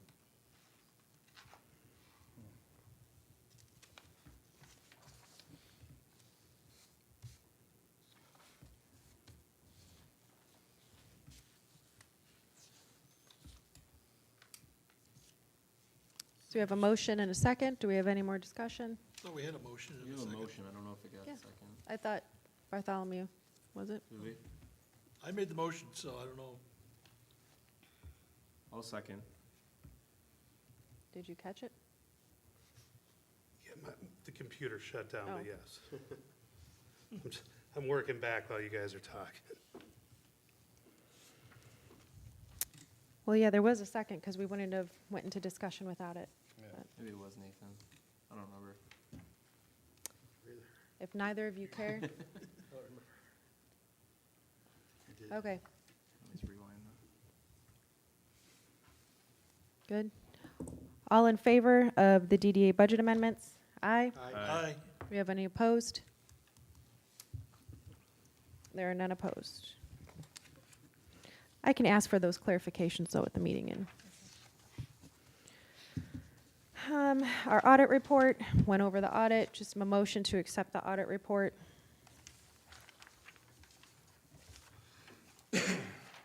Matt, you seem to be the motion maker of the I night. guess I'll make a motion to accept the audit report as presented. Support? Motion by Edwards, support by Bartholomew. All in favor of accepting audit report? Aye. Aye. We have any opposed? We have none opposed. We come to our clerk purchase, of which Clerk Lucero has kind of touched on in his report, and I will allow you to take it further. Yeah, so, it just so happens that as I was going through scanning everything and then going upstairs and having a mild panic attack over the sheer tonnage of stuff that we need to scan, which largely are blueprints, our RICO rep came in. He provided That was funny. yeah, I accidentally mistook him for our insurance provider, and so that, we had a funny go-around of all trying to figure out was- who we were. yeah, he had no idea what I was talking about when I started touching on insurance. But coming back to this, I also got two other, if we went out and just purchased it ourselves, it all hovers around 7,000. The difference is with this, they spend 30 days training and are on-site if we need them within 24 hours, if anything happens to the machine. The reason why this thing is important, again, we could spend 140,000 or more to get everything scanned in. Or I can just pull some later nights and offer, some overtime to anyone in the office if they want to help. And that number will come in far below what it would cost to have a service. We have, and this is just an estimate. We have probably the better half of 5,000 blueprints that we need to go and scan, because per the law, per retention, those need to live in perpetuity with us. It serves two things. Right now, they are all around a furnace. They are withering away. They are getting brittle. We need to scan them in. It also helps us, once they're scanned in, the state does not require us to have one medium over another, either hard form or digital, they're fine with retention. If it is digital, it alleviates a massive fire hazard in our building, which I've touched on a few times, that's one of my fears. This purchase and initiative is likely gonna be every bit of 14 to 15 months to complete with. I've also looked at, I talked to our accountants about, there is, the clerk's office does have a budget for a part-timer. We're probably gonna need to get a part-timer, and I've also talked to, the serve coordinator about getting some kids in from the high school to help. This is gonna be a massive undertaking, but it is one we need to accomplish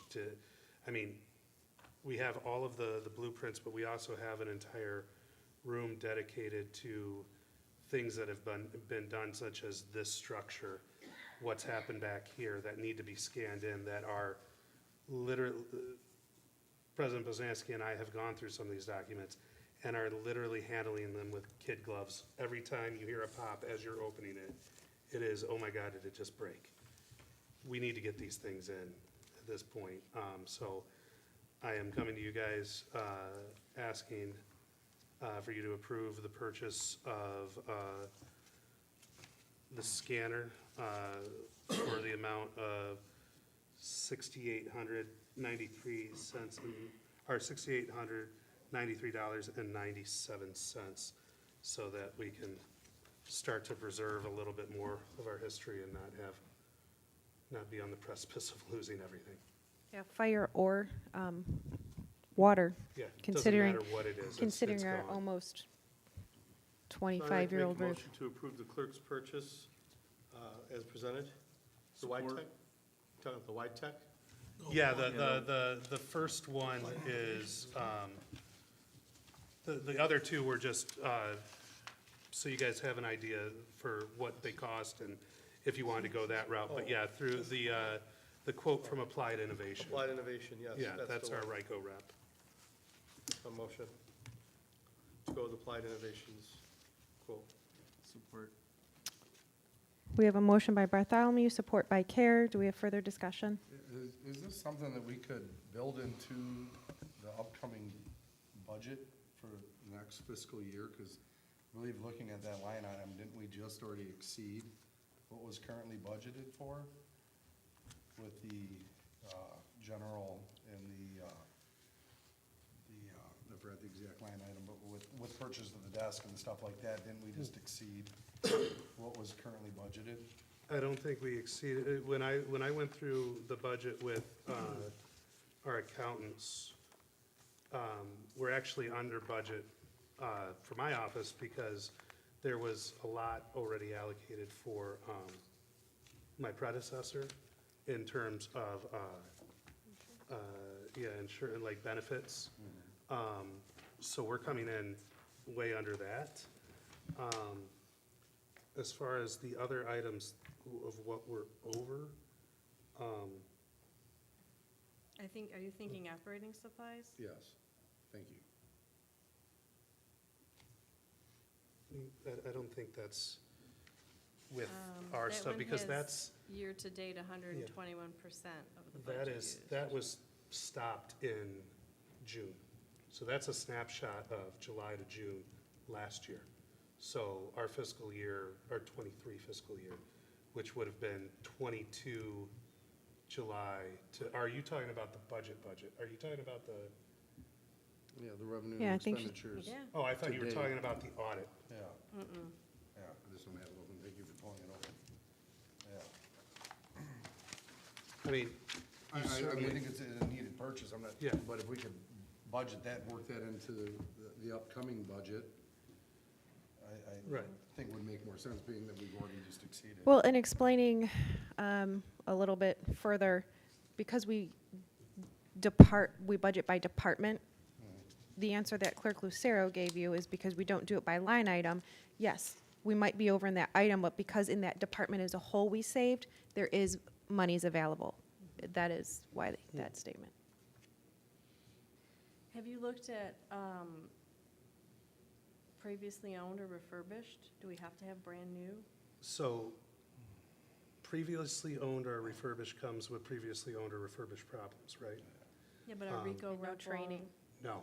The RICO rep will not service anything that is not sold by them. But And they don't only- offer refurbished? They don't, not in this product. If we wanted a full standalone copier like we have in they offer refurbished because they do those on lease. And I tried to ask them if they had this for a lease, if we could do a lease. He said they do not do it with these units. Just, there's not a big need for them. So when they sell them to architecture firms and the like. Now, I do know a similar community, so Chesterfield just spent a boatload of money on getting like 10 of these, because they had like, I forget what it was, 22,000 properties that each had, on average, like 6 large documents. So that's one of the things we're going to go see, is just how they're tackling the sheer tonnage there. With this, no, there's no option there, because it's not really something they deal in. And I've tried looking at different products, some that might be cheaper, and it keeps coming back to, for me, cost versus value. The true value here is that this is uncharted territory for me. So the RICO rep, if need, drop of a dime, they're gonna come out and help us, because, like I said, that back room, probably 55% of it is just tubes rolled, and they're getting brittle. I mean, truthfully, blueprints should be in somewhat of a climate controlled. They are literally butted up to a furnace, and we are, even the old ones, the old vellum, that stuff is gonna start to crumble here soon.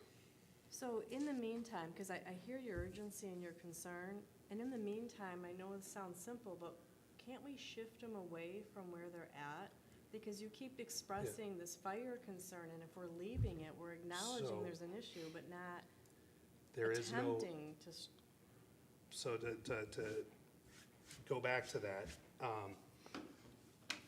my initial report, I had invited everybody out to come see kind of the issues that we're facing in there. So, and the only reason I point that out is there is no place. And the upstairs is so sweltering that you are creating, there's faulty electrical throughout that building. It is a fire hazard no matter where we go.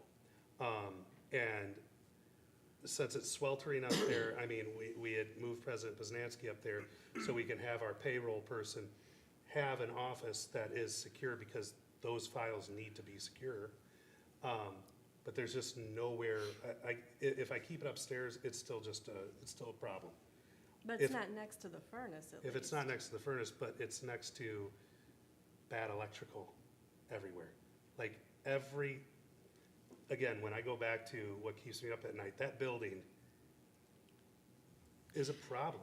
When you turn the lights on and they don't turn on, but then you flick it or you hold it right in the right Yeah, spot and then you have they to turn on, twist you it. go, there's So, something not But what I okay. keep hearing is we shouldn't be occupying that building.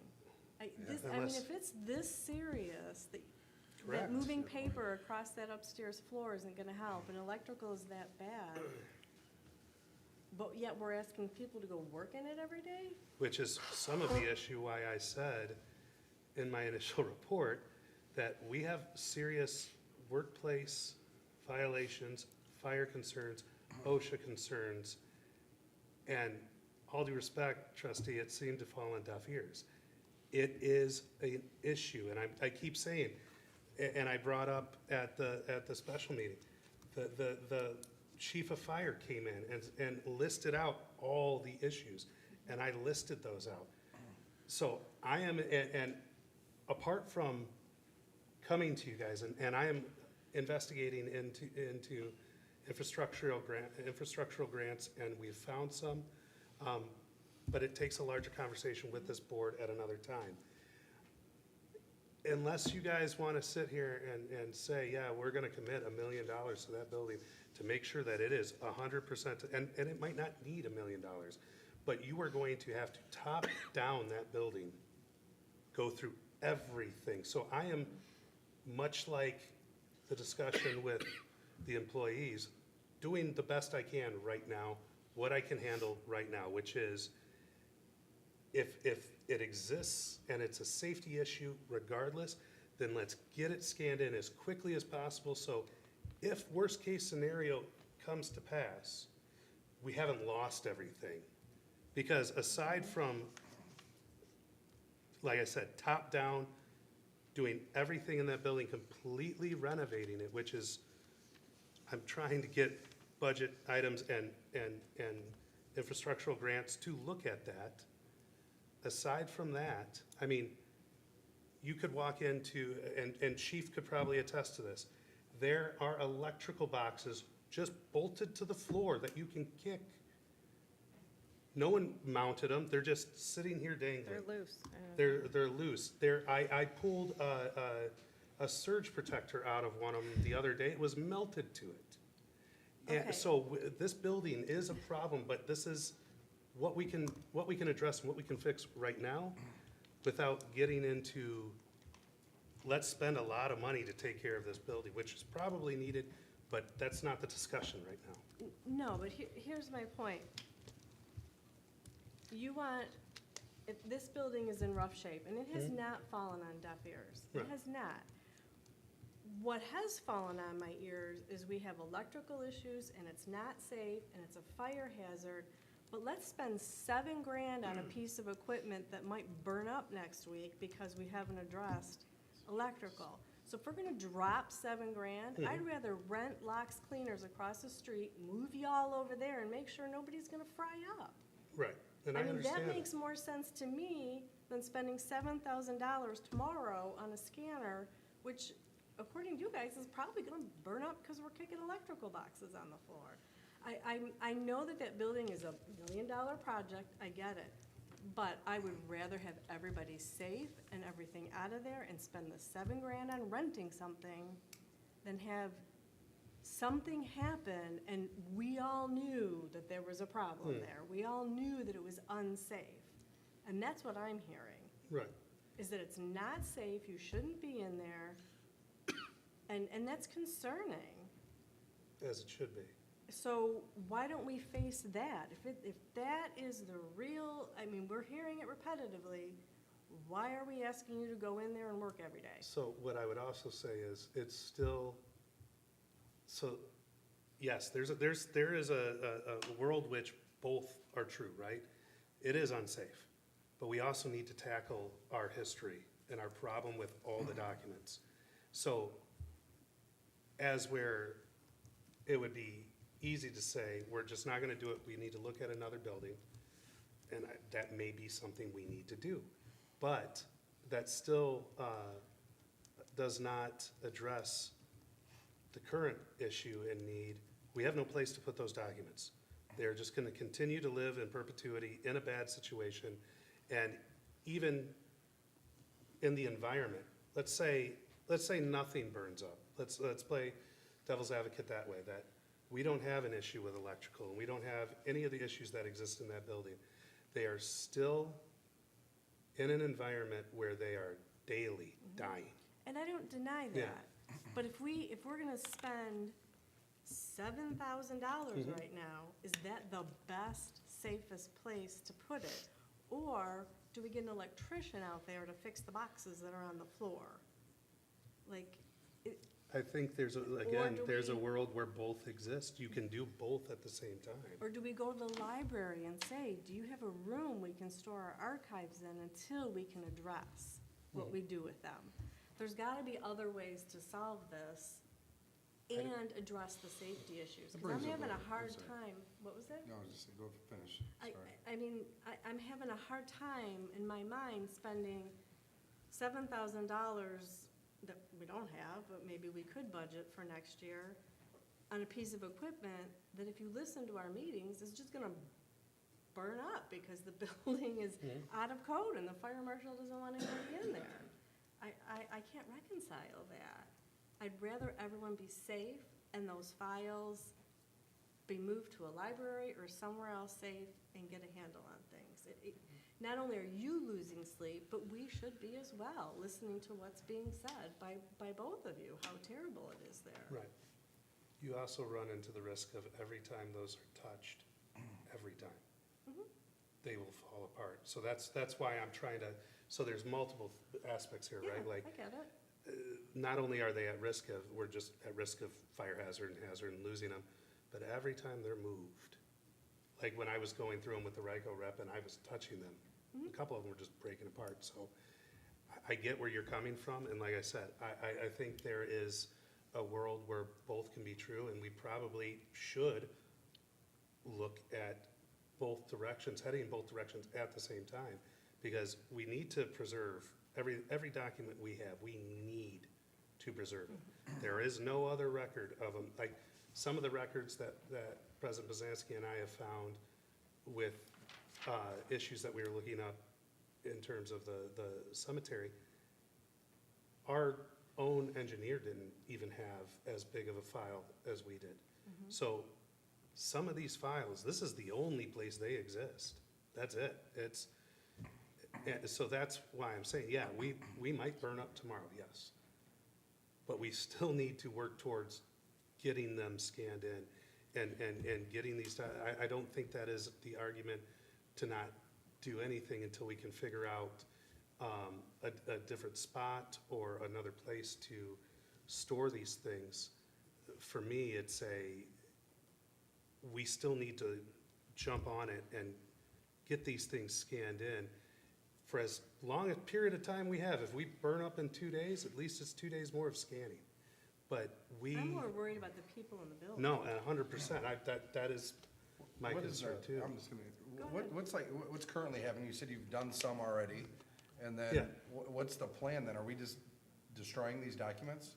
No, so the minutes, we are not destroying. They have, And what are we we should- doing? Are we filing them right back where they're at currently? right now, they're staying there. I have plans I have talked to Mr. Grandstaff, who sits on the Keysar board, Yeah. about moving stuff over. At one time, they did hold a lot of our minutes. We needed them back so that we could do these kind of things. But yes, moving them into more secure storage with Keysar would make a lot of sense. But the blueprints, we could destroy them. Once they're scanned through, they can get destroyed because they live somewhere else. We don't have to have, and again, we eliminate some of that fire hazard that exists by them existing, right? So as they get scanned in, we can take them and move them on. And whether it's shredding or however, we're gonna take care of them. But yeah, if it were up to me, I would get rid of them. I guess I would go ahead and get this, but I can't just walk out of this room and not know that we have an electrician showing up tomorrow. There's a reason that I volunteered to go upstairs. I'm not asking employees to go somewhere that I wouldn't want to go. I would buy this, but I would get an electrician, somebody over there to start making some corrections. How about our electric? And I don't know how we're gonna pay for it, but we'll have to find a way. I mean, this 'Cause is Bill, right? I can't, in good conscience, walk out of here and know people could be fried tomorrow. And, I mean, that's kind of the Gary Newsom thing, right? You didn't bring the water down. Well, because you want to say something, well, I'm not gonna buy this and not know the electricity's not fixed. Yeah. And mind you, this Or is being not worked just, on, getting started. these issues are not unique to the village hall. I'm not saying they are. So I mean, this is, But the village hall is our responsibility, and you made a good point. Thank you. It really, it's kind of, after going through what I've seen on all those fires and all that, I don't want to walk out of here and not know that something positive is happening there. I mean, we'll find the money somehow. I don't think $7,000 is gonna cover all the electrical anyways. So we go ahead and get started on that, would be my opinion. But I don't know who you call, if it's just an electrician or some outfit. Nolan, do you have any idea who you? I mean, it kind of qualifies as an emergency. If it's that big of an issue, we shouldn't, we gotta get it fixed. But the problem also becomes, and Justin can probably attest to this too, fixing one small violation isn't gonna fix the thousands of feet of knob and tube in the walls. So yeah, you could probably button up some of the glaring hazards that are trip hazards or fire hazards, or they're melting surge protectors, but But can you just disconnect the knob and tube and rewire it? Maybe At it's what- got at what holes in the cost? walls. Huh? at what cost? If you're gonna open up all the walls, you might as well redo all the plumbing, redo all the HVAC. I mean, it's really a bottomless pit once you go down that route, and that route either needs to happen at some point or something else does. But that's kind of an all or nothing type deal. You don't just do the I would question electrical. what knob and tube's still in use in the building, and then also from a little bit of experience, if it's not disturbed and it hasn't been disturbed, there's probably no problem with knob and tube staying in a wall if it hasn't been touched or disturbed. But, yeah, I mean, I understand that can of worms that no one describes, so. But we need to at But you least do start to definitely need figure to out. get something, have someone come do an assessment at least Yeah. to address those issues. And I mean, I know you're not an electrician, but I thought maybe you'd melted have some surge professional. protectors probably has nothing to do with the electrical in the building. It probably has to do with a surge protector having 8 things plugged into it and they're drawing way too much power. That's the problem, not the power coming to that surge protector. Someone's overloaded it. Right, Most so, I mean, maybe like you said, when you had your initial list of violations the fire chief noticed, if we have to, the signage and stuff is cheap, the emergency lights that are. We've taken, that was been taken, the quick Just things some, like yeah, that, they yeah. did, okay. Put up signs, hung up the fire extinguishers, those sorts of things, Yeah. yes. Right. And when I say we're not unique, I mean like all of our buildings. I mean, some of the stuff that is in the building next to us, in PD, what we've required them to deal with and just live in, that stuff is just, it's holes in the walls, stuff like that, like, it's just not good. And it's a massive problem. Like I said, I mean, and I don't mean to sound like a broken record, because I've been harping on this since September, but there's serious concerns. And I've been trying to come up with budgets for an overall, but knowing financially kind of where we are, that's why I've been trying to get, and President Poznanski and I have been researching infrastructural grants so that we can hopefully update all of our facilities, or at worst case scenario, like Trustee Rosso had pointed out, move facilities if we have to, but we don't have the money to just go buy a building, or, you know, if someone doesn't want to rent it and it's only to buy, well, then we got to figure that out, and it becomes, you know, Yeah. kind of like Trustee Kerr said, you're opening a can of worms at times. It's a needed one, and it's like everything, we're just at a point we need to address these things. Yeah, there's I something feel in like the there's an walls. animal in the Yeah, wall. speaking of addressing things, there's been a squirrel anyone- or something in this wall. As I've for been the sitting here, yeah. Entire meeting. Yeah, see what, so, yeah. But knowing what we have to work with and the needs that we have, it's one of those sorts of things where we, or at least I think, we have employees that need adequate pay, or do we buy, it's, what fire comes first? It all needs to be done. We need to do it all, and that's why we need to get a plan under our belt. And that's where this first thing of the capital improvement, getting the asset inventory, understanding what we have, where is it at, what are the needs, then we can start moving. This isn't gonna be fixed overnight. I agree with Matt. Let's get these issues addressed that are concerning emergency quickly, and then on top of a scanner, I think we should be looking at moving that stuff out of there immediately. If it's a danger, which I've seen it, I've been up there, move it. I mean, let's find a climate-controlled storage. I know they're probably not the cheapest, but if we gotta securely put this stuff somewhere for the 12, 15 months, But I we think need even to after scan that, it. you're still gonna have to scan them in. Yeah. I mean, eventually you're gonna have to But, scan them in. let's eliminate the hazard of them sitting next to a furnace. I mean, this also goes back to one of the first things I was reporting on the need for a secure room, which, I mean, we've identified behind this wall is likely the best spot in the village to have secured storage and rooms.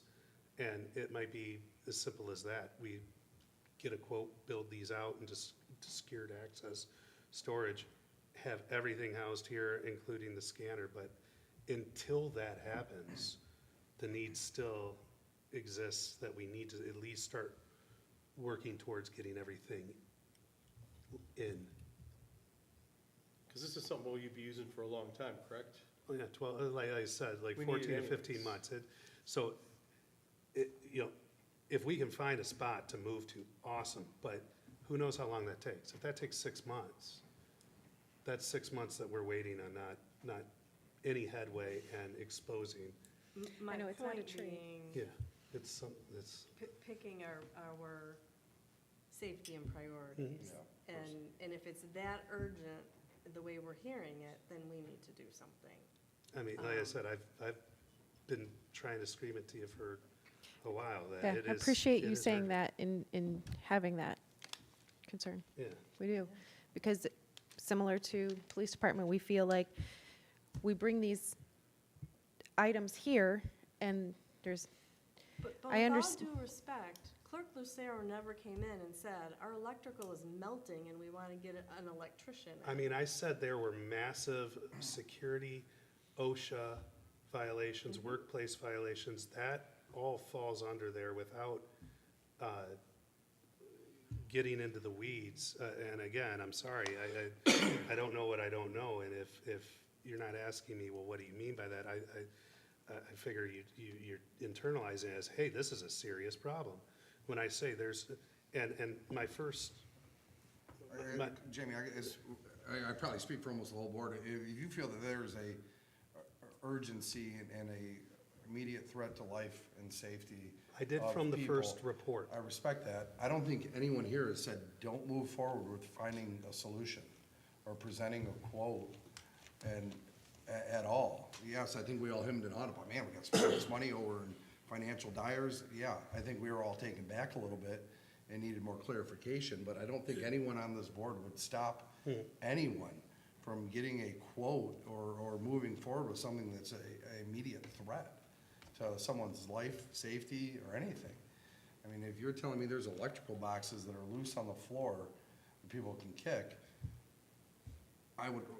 why hasn't the electrician already been there? Some of this stuff doesn't fall probably, I mean, I don't know what it's gonna take, a couple $1,000s, but I think you guys have a threshold to spend within for emergency purchases. Even more so if it's deemed an emergency. I think we've seen that with tree trimming and tree removal. I mean, and I would also, I think, I'm assuming we're going this way before we leave.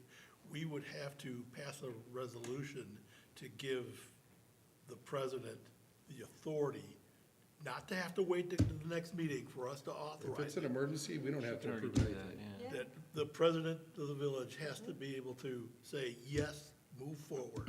I believe she She already has can, that yeah. authority. Okay. That position, I don't want yeah. anybody. well, I waiting have for to 30 say, it is days. refreshing to hear the support.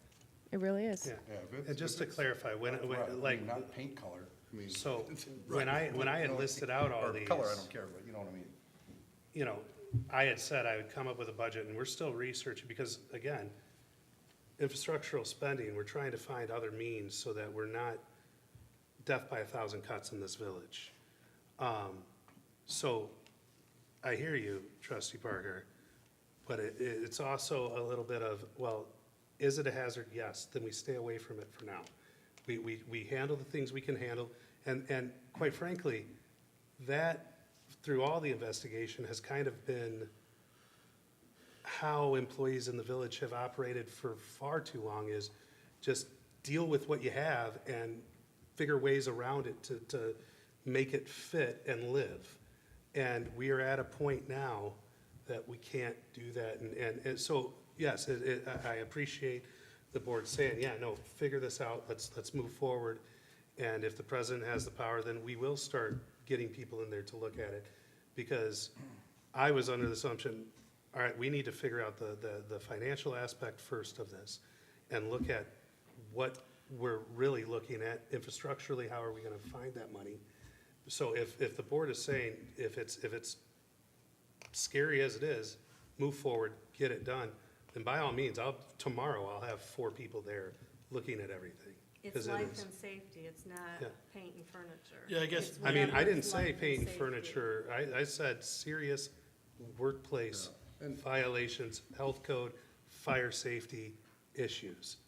So, thank you guys for, signaling that, yeah, this is something we should consider and think about and take care of, because that is, like I said, that is the thing that keeps me up at night since I took over this, is not only we lose our history, but the people that, I think someone said that I was trying to bully you guys, and it wasn't that.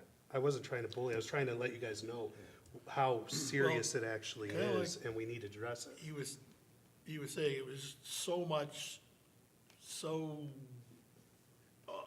like drinking from a fire hose. Yeah, You just Lot came coming. at us with so Right. much stuff that we just didn't know where. I Yeah. mean, and I get that, and also trustee Edwards, please understand that similarly, that's where we're at with, when you say drinking from a fire hose, all these things that need to be addressed. It's the similar, trying to drink from fire hose, just getting blown back. we can't take care of it all, but we do have to take care of life. And I mean, Yeah. if you guys can get me access, Thank you, I'd Matt. probably be after hours for you guys. I would, Mm-hmm. I mean, I wouldn't cut charge. I would go through and at least look at the electrical aspect of it Yeah, and look at immediate needs and concerns and at least draft something. I know I can't do the work. so I'd like to pull out Chief Nakis again, because he had a number of issues, I wrote them down, but with not only our building, but then when he walked through PD, he was pointing things out like, this cannot exist like this, it can't. Right. So getting back to the motion that's on the table, with support, this is something we're still gonna need to use in the future, right?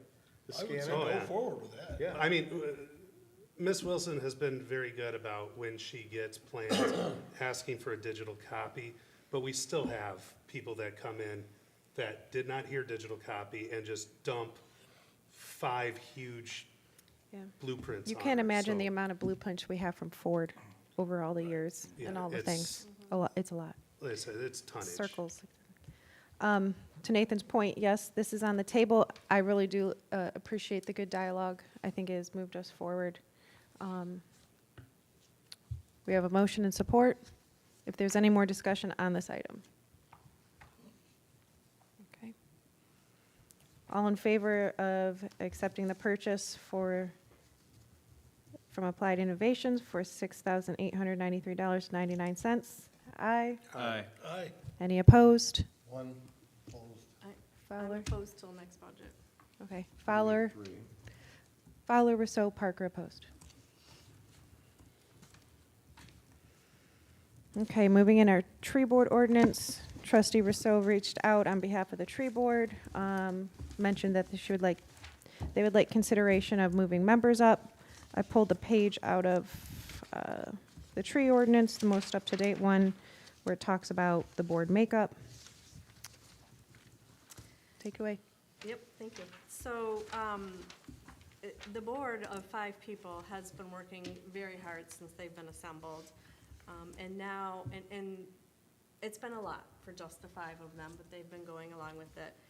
They have 3 officers and they rotate them, but between 5 people, someone's constantly being an officer and they're getting a little tired. And now with the new grant and the work that they're doing, they feel they need more members on the board, up to 7. It doesn't have to always be that way, but with the grant and the amount of work and all of the energy they're putting in right now, until they feel that it's more stabilized, they would like the ordinance to read, and I know you just approved it, I apologize, but the grant came through. So they would like it to read up to 7. And then if it's approved, they would really like to advertise and see if they can get one or two more members on the board to help carry some of the weight of what they're doing. So if the council is agreeable, we would change the wording to up to 7 members. I think if they want more members, they have more members to do more work, I would just probably put it at 7. And if we only get one that wants to be appointed, then it's at 6, and it leaves it open for that. But an odd number would be appropriate for a board, Right. a voting board. So I'd put it at 7. Their concern was a few years from now, like, let's say they don't have 7, they only have 5. Is that an issue? Is anyone going to be concerned? So they liked the up to, so that, There's no, Mr. Clark, correct me if I'm wrong, but it's just that they're just open seats until. I would recommend the up to. I think you should designate, if you're inclined, a specific number. If they have unfilled seats or positions over a period of time, you can always reduce the number. But you want to avoid the situation, not that it would necessarily happen, but imaginations are sometimes very creative, where the president appoints only 6, and the council thinks, well, it says up to 7, so we want 7. I recommend just pick a number. 7. 7. I would move it to 7 then. Okay. So will this then get drafted, come back for approval, is drafted, and does it have to go like public hearing? No, we're just, For the ordinance? council's amending the ordinance. Ordinance change? You post it, No public hearing? No. Okay. make the edits, come back. It doesn't mean that the tree board can't start advertising. Gotta find 2 people. So do we have a motion? So I make a motion, we amend the tree board ordinance from the terms of the 5 persons appointed to terms of up 7 members appointed to the Romeo Village Board. Shall be staggered and for 3 years each. Support? Motion by Rousseau, support by Edwards. So All, are we approving the change without seeing final language? Is that what we're doing right now? well, no, moving it forward to do that, and then I'll bring it back Okay. finalized. So I'm going to motion to draft the language. Okay, yeah, Is that appropriate? yeah. Thank you. All in favor? Aye. Any opposed? Nay. Bartholomew is opposed. Moving into our municipal analytics, our Waterworth software. This is our annual software that we purchased to help, of which municipal analytics utilizes when it comes to rates, water sewer rates. I looked back, it's the same amount as it was last year. I think it's the same amount as it was the last 2 years. It's just what the software costs. I'll make a motion to accept the municipal analytics annual Waterworth subscription. Support? We have a motion by Edwards, support by Bartholomew to accept the purchase. Is there any more discussion? Okay, all in favor? Aye. Do we have any opposed? We have none opposed. Moving into our event permit.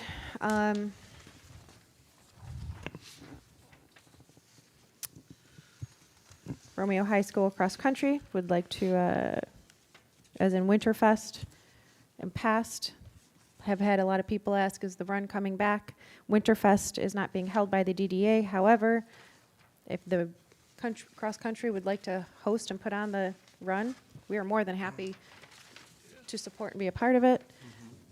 So this is their same route. Map is in here, same route as it was last year. I didn't get to run it last year. There was childcare issues. However, the year before I did get to run it, and it's a nice cold run. I have a question on the map. I see where it starts on Main Street, and it heads towards Hollister, and it's a big square. So you end up coming and you do like a circle, and then Then you turn around and go back? uh, Like, you go down to Hollister, you come back. Hollister to Prospect, Prospect up to Church Street. I remember you go all the way, so I feel like you do the whole perimeter, and then when you come back, you actually then do the inner circle and run back into town, Okay, if I'm remembering correctly. okay.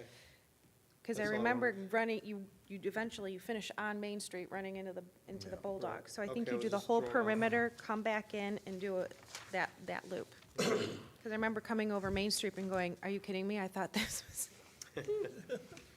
Right. So it looks like Coach initials all of the departments on the back himself. I don't know, I think he must have just been doing it very quickly and just did it.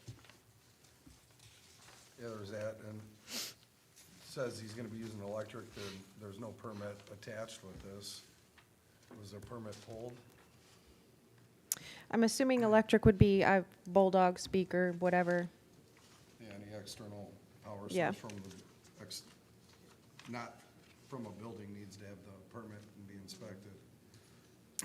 I'm assuming that's what he's referring to. Yeah, So, I was just confused on who signed off on all these. Like you were saying, I think it's it looked his like the same initials, person yeah. signed off on the whole thing. Yeah, I don't think he understood To the, be completed by applicant or yeah, yeah.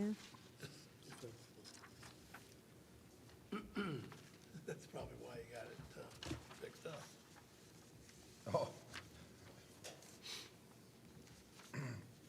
so I would say,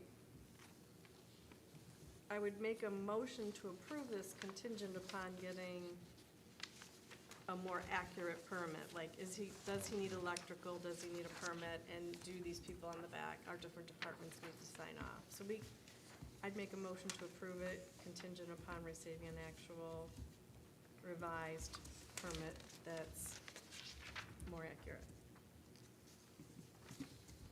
Okay, motion by Rousseau, Support? support by Edwards with contingencies. All in favor? Aye. Any opposed? There are none opposed. is there any way we could get this for the upcoming special meeting or just for review? No, yeah, Just to expedite it and not put it off? yeah, then they don't have to wait. It's depending It's on the not a applicant. special meeting. I, The problem is it wasn't There's no called as a action. special meeting, so Right. therefore nothing. just so we have it for review, Yeah. not any, we've already made it, That's I wouldn't put what it, I wouldn't put a date on it then. I would say when we receive it, I can put it in email. That's appropriate, that you receive it. Yeah. Well, yeah, we'll need to fix it before the event. Well, the event's March 1st, right, so. I'm just saying, yes, March 1st. I'm just saying by Thursday, we have a lot of things to do. And I don't know that he has time to do this in that amount of time. Making a suggestion. Okay, Ms. Trustee Fowler. Motion to adjourn? No. You have to call What's your the last public public comment? comment. Public comment. Oh, sorry, not used to that. My public. We come to our last public comment.